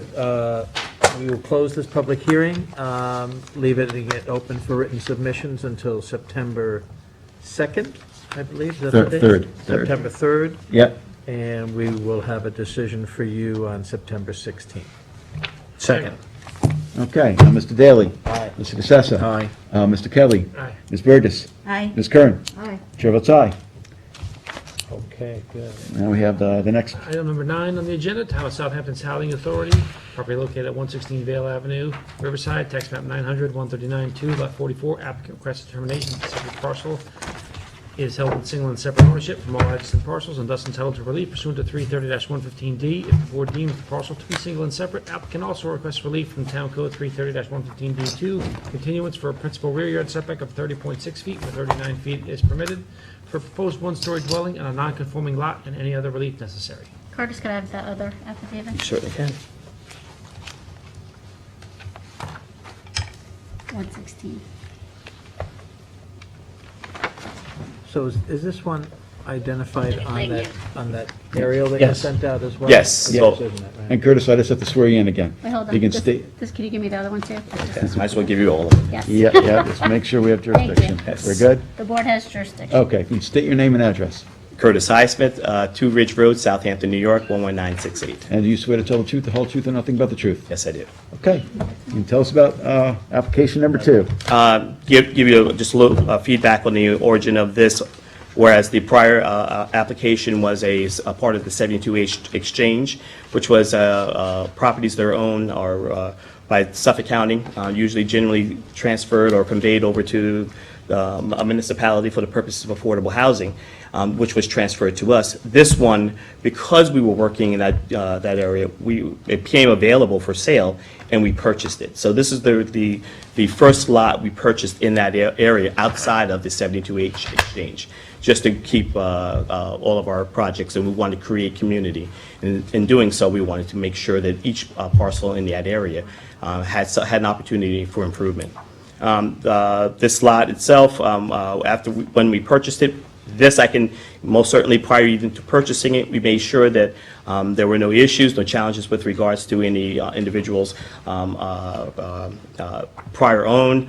We did a background check on each of the lots, and I can to certainty swear that this is separate, single and separate. Each person has their own, the property is never changed in terms of its tax map number.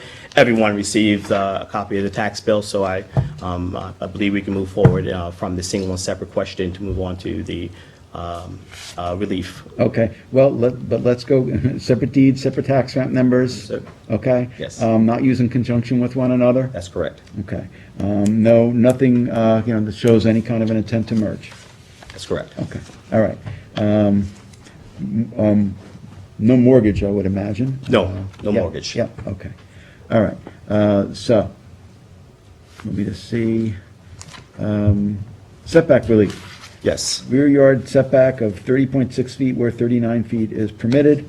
That's all you're asking for, setback relief? So we've now made a determination that we don't need the setback for the house as it stands currently complies, except for the ramp. So all we need is lot coverage on this particular lot. There's no side yard concerns, there's no relief requesting, as long as the house complies without the ramp. So therefore, the addition of the ramp That is the setback request that we were asking, or relief we were asking for. Therefore, we're asking for a lot coverage relief, and we're looking, this is 116, correct? Yes. Oh, I'm sorry, I apologize. Yeah, this was a rear yard setback, I do apologize. That's all right. So this, one of the larger lots in that area, it was actually a double-sized lot, it's 12,815 square feet, which, believe it or not, is large for that particular area, if you see the aerial. We're looking for, the lot coverage, the lot coverage complies. The only thing we're looking for is a rear yard setback. The eastern portion of the lot, 39 feet is the minimum. We're looking for 30.6. It's approximately an 8-foot relief that we're asking for. Again, under the 25% that you deem as a reasonable request. Okay. All right, nice. Stand by my comments on the previous application. No issues. This is for a good cause. Okay. Any other questions of members of the board, or Katie or Anthony? Okay, okay. If not, I want to ask if there's anyone from the public who would like to be heard in connection with the second application of Southampton Community Housing and Development Corp. This is for property located at 116 Vale Avenue in Riverside. Okay, if not, Mike, it's yours. Okay, we will leave this open for written submissions until September 3rd, and with a decision on this, did I say December? September 3rd. Yep. December. Curtis got to September go. 16th, yeah. Okay, all right. Mr. Daly? Aye. Mr. DeSessa? Aye. Ms. Burgess? Aye. Ms. Kern? Aye. Mr. Kelly? Aye. Chair votes aye. Okay, and item number 10 on the agenda, Town of Southampton Housing Authority, property located at 69 Oak Quag Road in Riverside, tax map 939-2, lot 31.4. Applicant requests determination that the subject parcel is held in single and separate ownership from all adjacent parcels and thus entitled to relief pursuant to 330-115D. If the board deems the parcel to be single and separate, applicant also requests relief from Town Code 330-11, residential districts, table of dimensional regulations, for a proposed total lot coverage of 22% plus or minus, where a maximum of 20% is permitted, for a proposed one-story dwelling on a non-conforming lot, and any other relief necessary. Board has jurisdiction. Good evening. You can state your name and address. Everyone should know by now. Curtis Highsmith, 2 Ridge Road, Southampton, New York, 11968. And do you swear to tell the truth, the whole truth, and nothing but the truth? I do. Okay, so we're on application number 3 for 69 Old Quag Road, Riverside. Starting with the single and separate question. Yep. We did do determination that the property was always had its current tax map number. It was never any intent to merge the property or parcels together with any other surrounding a lot. Each individual gets their own tax bill, and this is deemed single and separate. And separate deeds as well? Yes. You know? Okay, all right. And no intent to merge? No intent to merge. Yeah, okay. This one, I think, only had like 2 days of common ownership. So It was improved too, wasn't it? No, the previous one was improved. Yeah, so this particular lot Previous one was improved. was owned by the town's ownership. It was one of those that got away and didn't transfer over to the housing authority in time. So it was actually transferred over in 2019. The town had it from 2002 to 2019. Okay, okay. All right. So that's the single and separate part of the application, and then we have the relief. The relief is total lot yard coverage 20% to 22%. I do have a question about this, because when I looked at the plans, I saw the total lot coverage percentage is 19.8. So I just want to make sure we have the right percentage. You saw okay. I saw a different percentage. On the building plan. Okay. Yeah, yep. So, Well, and the survey says plus or minus, so maybe that's another one you have the surveyor working on? Yes. okay, all right. Well, whatever the percentage is, we just want to make sure it's the correct number, that's Understood. all. I mean, we're not talking about, I mean, if it were 19.8, you wouldn't need relief, actually. So at Just least single and enough for separate, that, so you single and can separate, right, right. But in any case, if you can, just make sure. But it's still, you're talking about the lot coverage or the setback? Lot coverage. Lot coverage. Lot coverage. So I mean, if the lot coverage was below 20%, or at 20%. Yes. You wouldn't need relief for lot coverage. Actually, remove the covered porch and the ramp, I wouldn't need lot coverage. I'm sure. And We want that, so. We want We need that. it, yes. Yeah, and we're still talking about very modest, whether it's, I mean. If it's 20 19 or 22. Yeah. The Either way, minimus it's in our eyes. It's pretty minimal. Understood. I mean, and 19.8 would be, you wouldn't need relief at all.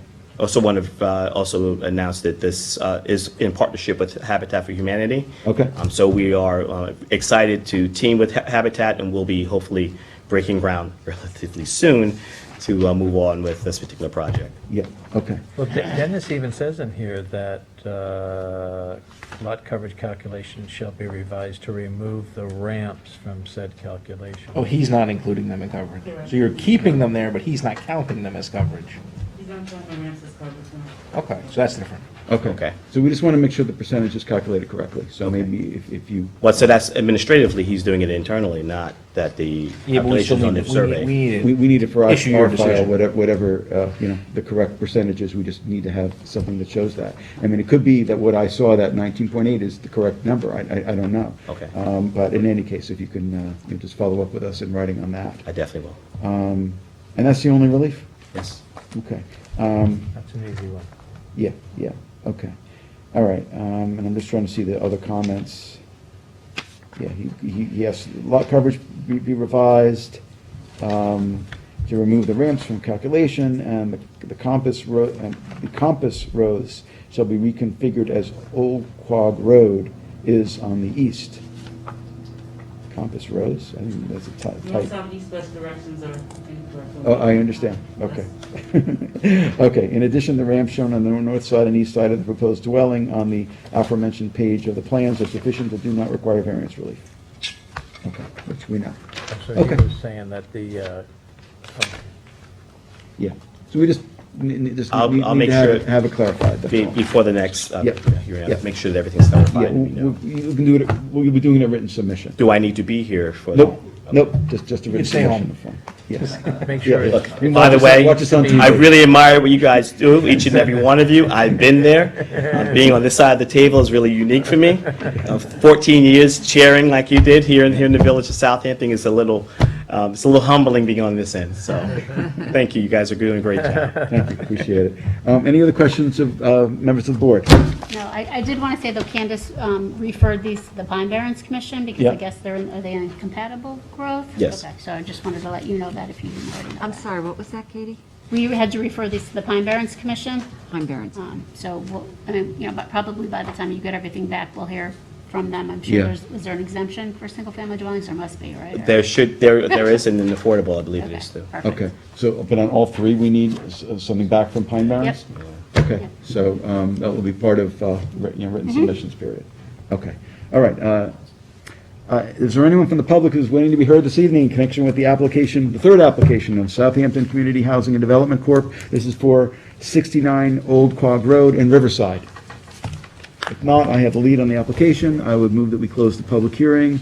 Written submissions will be accepted until September 3rd at end of business, and I will have a decision ready at our September 16th meeting. second. Mr. DeSessa. Mr. Daly. Aye. Ms. Burgess. Aye. Ms. Kern. Aye. Mr. Kelly. Aye. Chair votes aye. Thank you. Thank you so much. Good evening. All right, Thank you too, Curtis. Take care. For all you do. Yep, absolutely.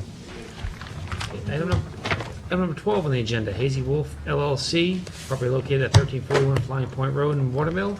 Applicant requests, do I have to read this? I'm gonna swear that Nope. I'm gonna take a No. bathroom break. I'll let you take over from there. Thank goodness. Nope, that's true. Okay. You don't have to swear, right? Donuts, yes, okay. All right, good evening. Good evening. Yep, I'm going to take a short, I'm going to run out for a minute because they don't allow us to take actual breaks anymore. I got it. So run. I will be right back, I Okay, promise. great, thank you. All right. Tell us why you're here, Miss Baldwin. Elizabeth Baldwin, Essex Hefner. Oh, sorry, Elizabeth Baldwin. Oh, okay, thank you. That's what you didn't want to email, thank you. Oh, there you go. Essex Hefner Angel, Natalia and Pasca, representing Hazy Wolf LLC. This is a follow-up from the last board's last meeting. Yep. There was an issue with regard to the neighbor, had concerns about her view to the west, to the east. The neighbor to the west had concerns about the view to the east of her property. We were able to sit down and work with Mrs. Kirkbright to address the concerns she had raised at the public hearing. And in working with Mrs. Kirkbright, her attorney has submitted a letter to the board noting that they are withdrawing their objections based on the revisions that we have done to the plans, which were submitted today to the board. So Mr. Bragman's letter, you guys are in agreement with everything in that? Yes. Okay. So we did, just to do an overview of what the changes were, the applicant has eliminated the western access stairs. These are the stairs that were accessing the first floor deck from the beach. So those were just eliminated entirely because there is another access on the eastern side of the property to that deck, so it was easily to just take that out for her. Okay. The other, as a result of that, they also, that removed them from the that removed them from the Dunecrest setback, so that was a positive as well. And it also reduced the overall size of the first floor decking proposed, because now they don't have to have that little bump out area to allow for the access up to the first floor deck. The other part of the application that's been amended was the applicant relocated the proposed access stairs going from the second floor deck to the roof deck by pulling the stairs up to the house. Originally, they had extended past the house.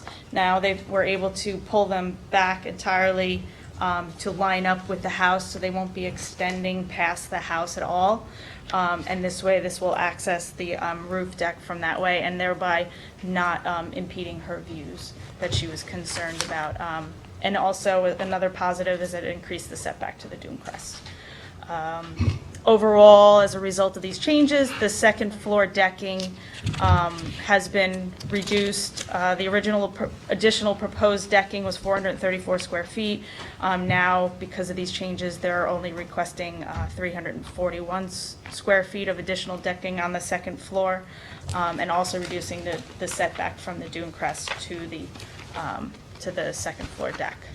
As part of the agreement, the applicant has also agreed to provide soundproofing around the air compressors to help abate noise for the neighbor, along with installing wire railings for the stairs to the roof deck and the second floor deck to allow light and to make it more open and help with her views as well.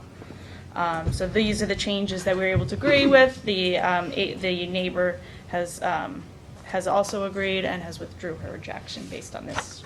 Great. We like to see when people work it out. We certainly do. I would just have one request, if you could send us an email or a letter just of the new relief that you need. Or revise. Oh, yes. Or Well, revi- we're just- going to get yeah. we're going to do an updated survey to reflect. Yes. So we'll So, do and a that letter in with that, just so we conjunction. can- Yeah, Yep, Okay. makes our life easier. Just, absolutely. Oh, I know, and for Katie as well. Yeah. And for your applicant, if he wants the right setbacks. Exactly, I exactly. don't care. all right, so that's good. Any board questions? Okay. Anyone from the public here? This is Hazy Wolf LLC for property located at 1341 Flying Point Road in Watermill. Okay. If fine. not, it is yours. So how long do you think that's going to take? Because our written submission date would be 9/3 for a decision on 9/16. That should be okay, right? Yes, that's fine. Okay. So the motion is to close the public hearing, leaving it open for written submissions till September 3rd, with a decision on 9/16. Second. Mr. DeSessa. Aye. Mr. Kelly. Aye. Ms. Kern. Aye. Ms. Burgess. Aye. Mr. Daly. Aye. Chair votes aye. Thank you so much. Great, have a good you. evening. Okay, item number 13 on the agenda. Harvey Herman, property located at 146 Red Creek Road in Hampton Bays, tax map 900, 126-3, lot 5.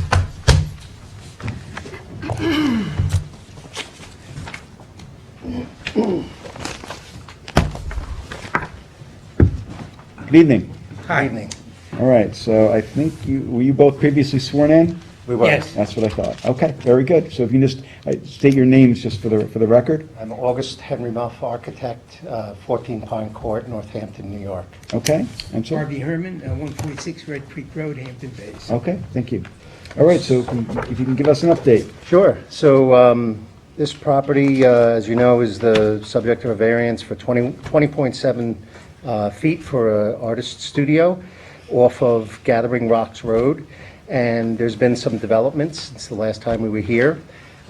David Kirst, who is the attorney for the neighbors on Gathering Rocks Road, had called me on August 9th and said that the homeowners are not in objection to the 20.7 foot variance in any way. And I had suggested that he speak to Mr. Herman, and I think Mr. Herman's going to have a few other things to say. And we have about Mr. that. Kirst here. So. Yes, we do.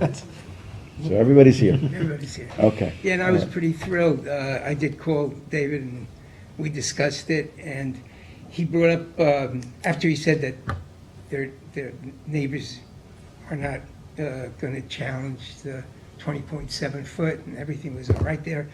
He then brought up the fences that are separating our property from Gathering Rock Road. And after a lot of discussion, I told him I was having a hard time getting people in to look at the fences. I couldn't get any fence company to look at it, to give me a price of what would be involved in moving them, what would be involved in moving them. And then I did say, absolutely, that I will move the fences because they're entitled to it, it's their property. So I told him that. But I said I needed to really see what's involved in moving them, okay? So I've since had two groups of, he came up with one person that would do the work, and I told the builder that's doing the studio, you've got to do this because I couldn't get any fence companies to come down and look at it. They both came up with prices that were pretty hefty, but more important, both of them warned me that you have so many specimen trees along this piece here that would now be on the other side, and all the growths and all the plantings that you've done. In fact, the people before us, the Manders, put in a sprinkler system on our side of the fence to make sure that everything was watered. And these trees are incredible. They're, probably there 100 years. And I'm concerned, I'm deeply concerned that they're going to just take them down. And I was assured by David that they wouldn't do a, what do they call that? Clear cut, yeah. But just last year, one of the guys came and knocked down all the trees on the outside and left all the bulbs in the road. So I'm concerned about it. And I did agree, I will say, I said to David, but today he came to say to me, if you don't give me one, you don't get the other. If you don't, the neighbor, I'm going to talk to the neighbors, if you don't give me the fences, then you don't get the approval. So that... Well, he doesn't grant the approval, we do, but that's all right. We'll give you a chance to... You know I know that. Yes. Okay, so where I am with it is that I'm trying to build the studio. You'll know the reasons why. You asked at the last meeting how far the nearest house is. I think Helen asked that.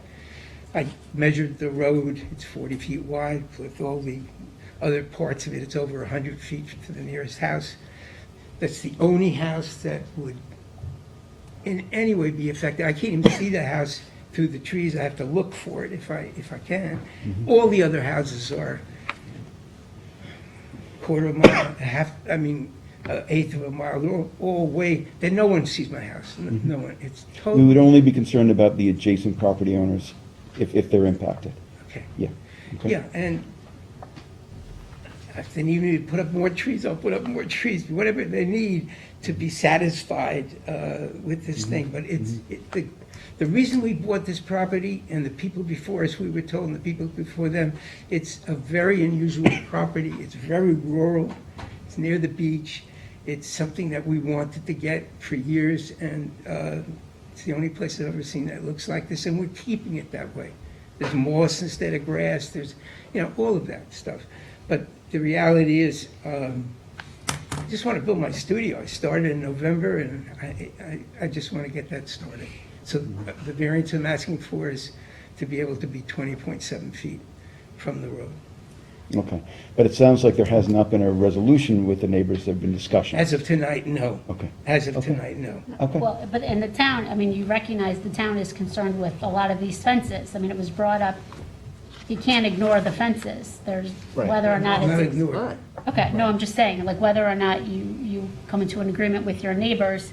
I agreed to, all I want is for the neighbors to come over and look at what's involved in moving these fences. No, but I'm saying they have to comply no matter what. Right, yeah, But if you don't feel, Our we va- can't- If you don't If we- do it and it's on their property, they can rip up these fences. That's right. And our Right, our and- variances will say, subject to, any other permits required. And if in fact the building department knows, and they know, that there are issues with these fences, they're not gonna, finalize anything until those are resolved.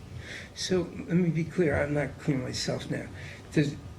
So if I say I'm going to move the fences, I'm going to move the fences, what else do I need? You don't have to say you're going to move the fences. He has to address the fences, Helen. He doesn't have to say he has to move the fences. I mean, the issue, If he has any fences that are in the right-of-ways, in the town right-of-ways, or off of his property that he claims are his, he has to bring them into compliance. well, And the town building department's gonna require that. the issue is, what's the responsibility of these other people? If he's constructed a fence on somebody else's Not property. me, I didn't do it. He didn't do that. 25 years ago. Okay, well No. then you shouldn't care. I mean, if you don't want to move it, then they probably will. That's But what I'm this- saying. But they're gonna you have to deal with the building department. See what Mr. Kirst has And to say. possibly your neighbors. Right. Yeah. Can I ask a question too about the fences? Because I noticed that the entire property. I can't hear you, Susan. I noticed that the entire property is surrounded by 6-foot-high stockade fences, the entire property. Right. Including frontage. Mm-hmm. So what does that mean for this board? That means, if these fences are on the owner's property, or if they're in a right-of-way, but were installed by the owner, that they have to comply in terms of height, so they. I'm talking about the 6-foot aspect That's, of it, yeah, as may have opposed to to be, the 4. may have to be made to be 4 feet instead of 6 feet Right, for any because front yards. I think Mr. Herman needs to understand that. Yeah, you can't have 6-foot fences in front yards. That's what the And you have code. 2 front yards. Is there a variance for that? Not the one that Not, we've... we will not approve that. We haven't approved front yard 6-foot fences, as I understand. We almost never do. Okay. Even on a private road? No. So Yeah. it means that these fences have to be cut down even Yeah. when they're moved?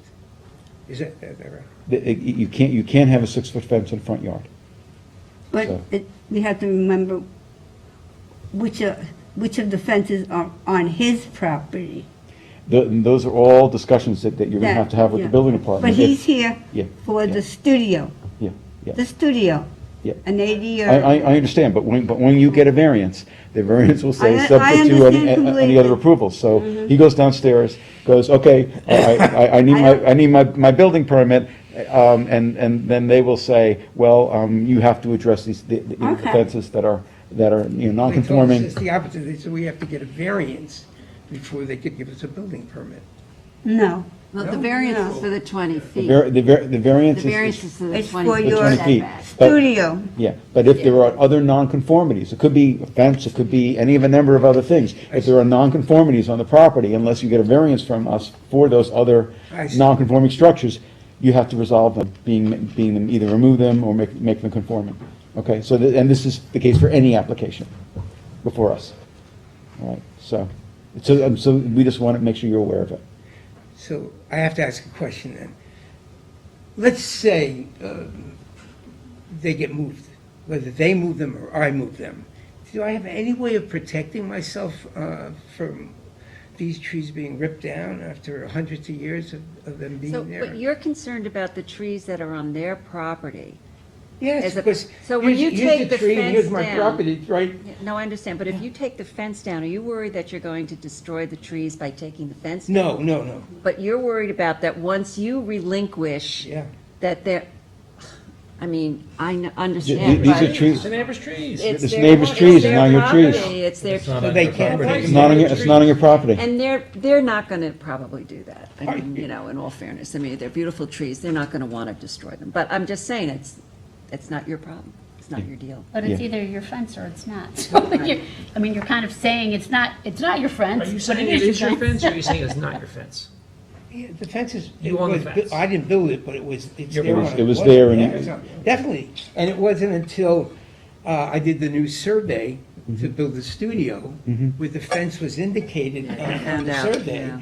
where the people came to me and said, look, your fences are on Gathering Rock Road, and I was not aware of that. Sure. Yeah. And I don't think they were aware of Yeah, it either. yeah, okay. So- So you may have to move fences, you may have to cut fences, we may have to remove fences. We don't know what the building department's going to require you to do. But in any case, just so you're aware, that's going to be part of the latter part of this Sure. process. Sure.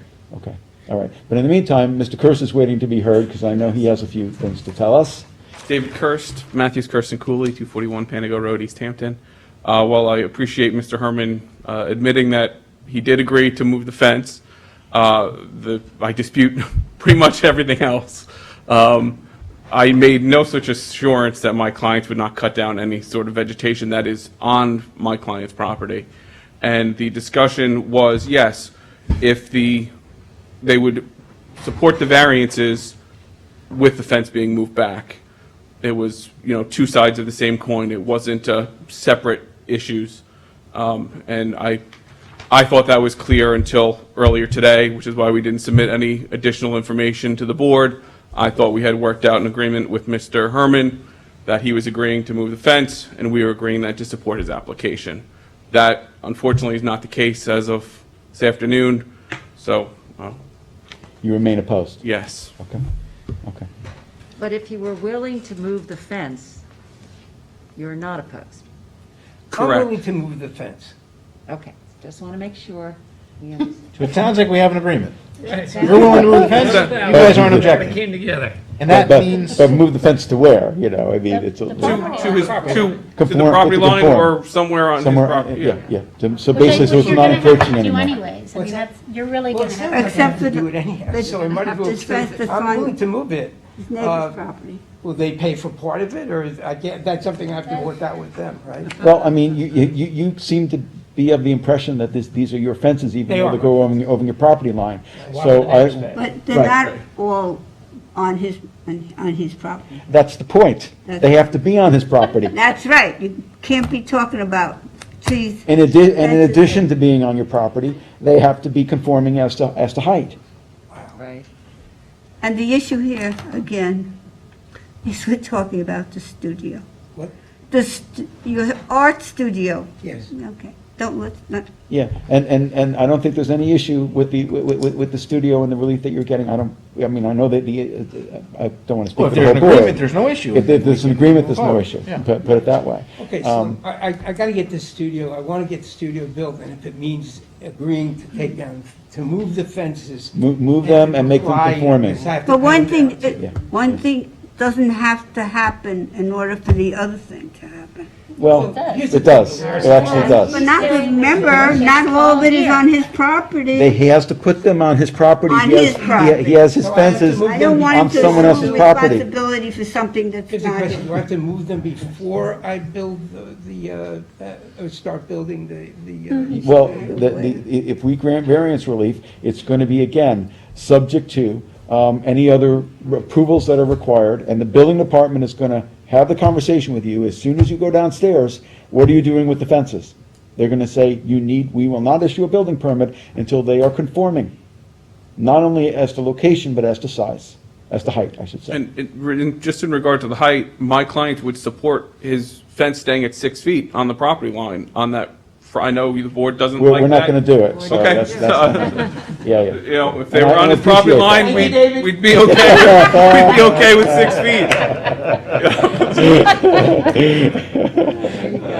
And then we start granting relief for 6-foot variances in front yards. Then everybody's got 'em. We will be flooded. Oh, my goodness, what would happen? So, But, yeah. just so I'm clear, there's a fence on Gathering Rock Road, and then there's a fence on Red Creek Road. Okay, you're gonna have to have this conversation with the building department. They're gonna tell you exactly what you need to do. Okay, so Okay. just for the record, agreeing to move the fences. Okay, Okay. okay, and making them conform. And Mr. Hurst is They're not no longer Then, objecting. then we are no longer opposed to the relief for the student. Excellent, excellent. So there we go. That was easy. There's someone else who'd like to speak. Yes, yes. Okay, we need to have you come up. Thank you. Thank you. Thanks, David. Thank you, Harm. Okay. Thanks for, you know, it was a good suggestion, talking to David, I thank Yeah, you for doing that. of course. Just have to swear you in unless you previously gave testimony. I'm sorry, no, I have not. Okay, so I just have to swear you in. If you can state your name and address, please. Okay. My name is a little difficult, but it's Ulf Skogsberg, spelled ULF. Skogsberg is SKOGSBERGH. BERGH? Yes, Okay, and do you swear to tell the truth, the whole truth, and nothing but the truth? I do. Thank you. You can give us your comments. Okay, I'm representing the property on the west side of Mr. Herman's property. And there's been some question on my qualifications, so I'd want to mention that it's owned by an 148B is owned by an LLC, and I'm the managing director. And I'm also the executor of the estate of George Tetzel, who passed away. And the new owner, Mrs. Tetzel, is my sister, and I have a power of attorney. So, But you're I also hold- you're speaking on her behalf to an extent. yes, I also have, well, I'm also the director of the LLC. Okay, And I also have a lease on the 3 lots. okay.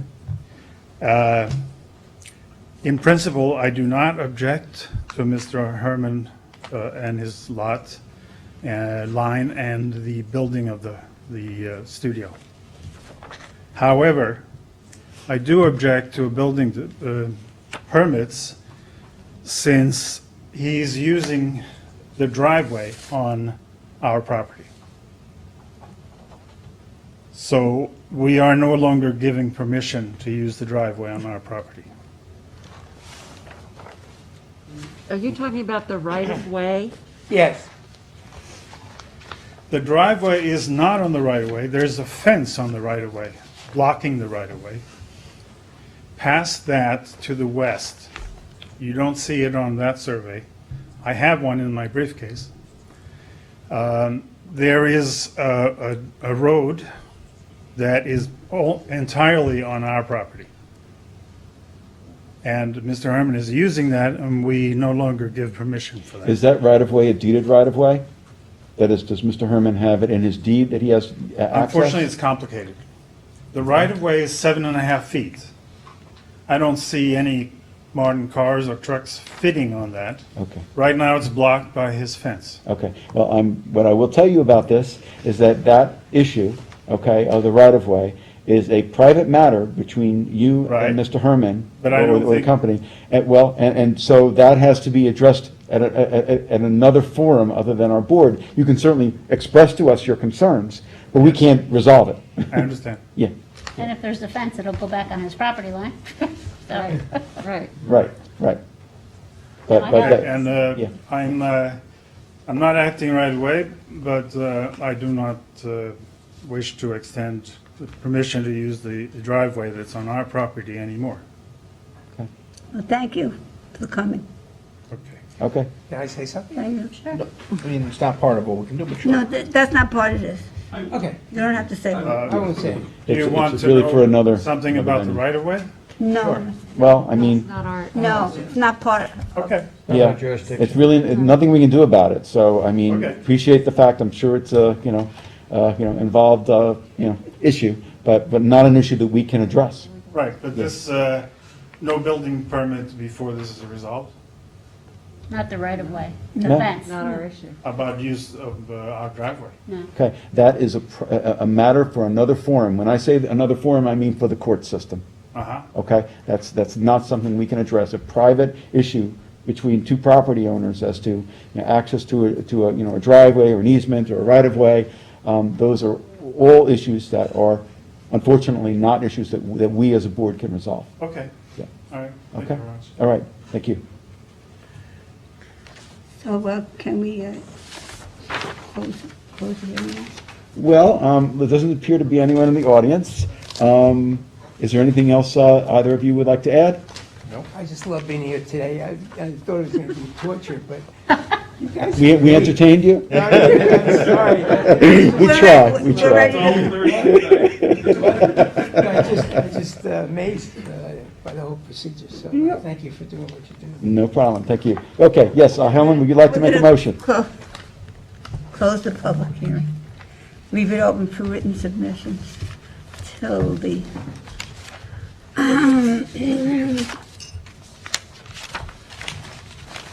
September 3rd. till the September 3rd. 3rd of September, and a decision that'll be rendered on the 16th of September. Yep, You'll get a decision sometime. okay.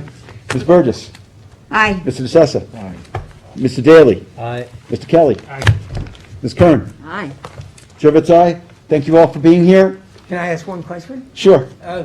So should, between now and that date, should I get a hold of the building people and tell them what we're doing and how to do it? or You something? need the variance first. I need Yeah, a- we need the Oh, variance. so this has to come first? That has to come first. So after you get the variance, what'll happen is we'll vote on it, unless, there's some issue of some kind, we'll vote on it on September 16th. Usually the variance will be issued, physically issued, the beginning of the following week. And once you have it in your hands, you can go to the building department and go from there. Okay? And of course, I'm saying, presuming that there is an approval, we haven't voted on it yet. I understand. Okay, yeah, but I mean, it appears to be, that there was an agreement reached, which we are always happy to see when neighbors can get along. Okay? All right. Thank you. Very Thank you good. very much. All right, thank you. Thank you all for being here. On the decision. On to the decision. I don't have to compete with you guys tonight. I know. I'm the only one. Take your time. Does it meet the five-part test? Okay, yeah, sure, okay. In the matter of the application of Matthew Christopherson, 3 Peconic Crescent, Shinnecock Hills, Suffolk County Tax Map Number 900-191-413. Subject premise about 10,406 square feet, located in the R20 zoning district. This board finds the subject application be a type 2 action under SECRA.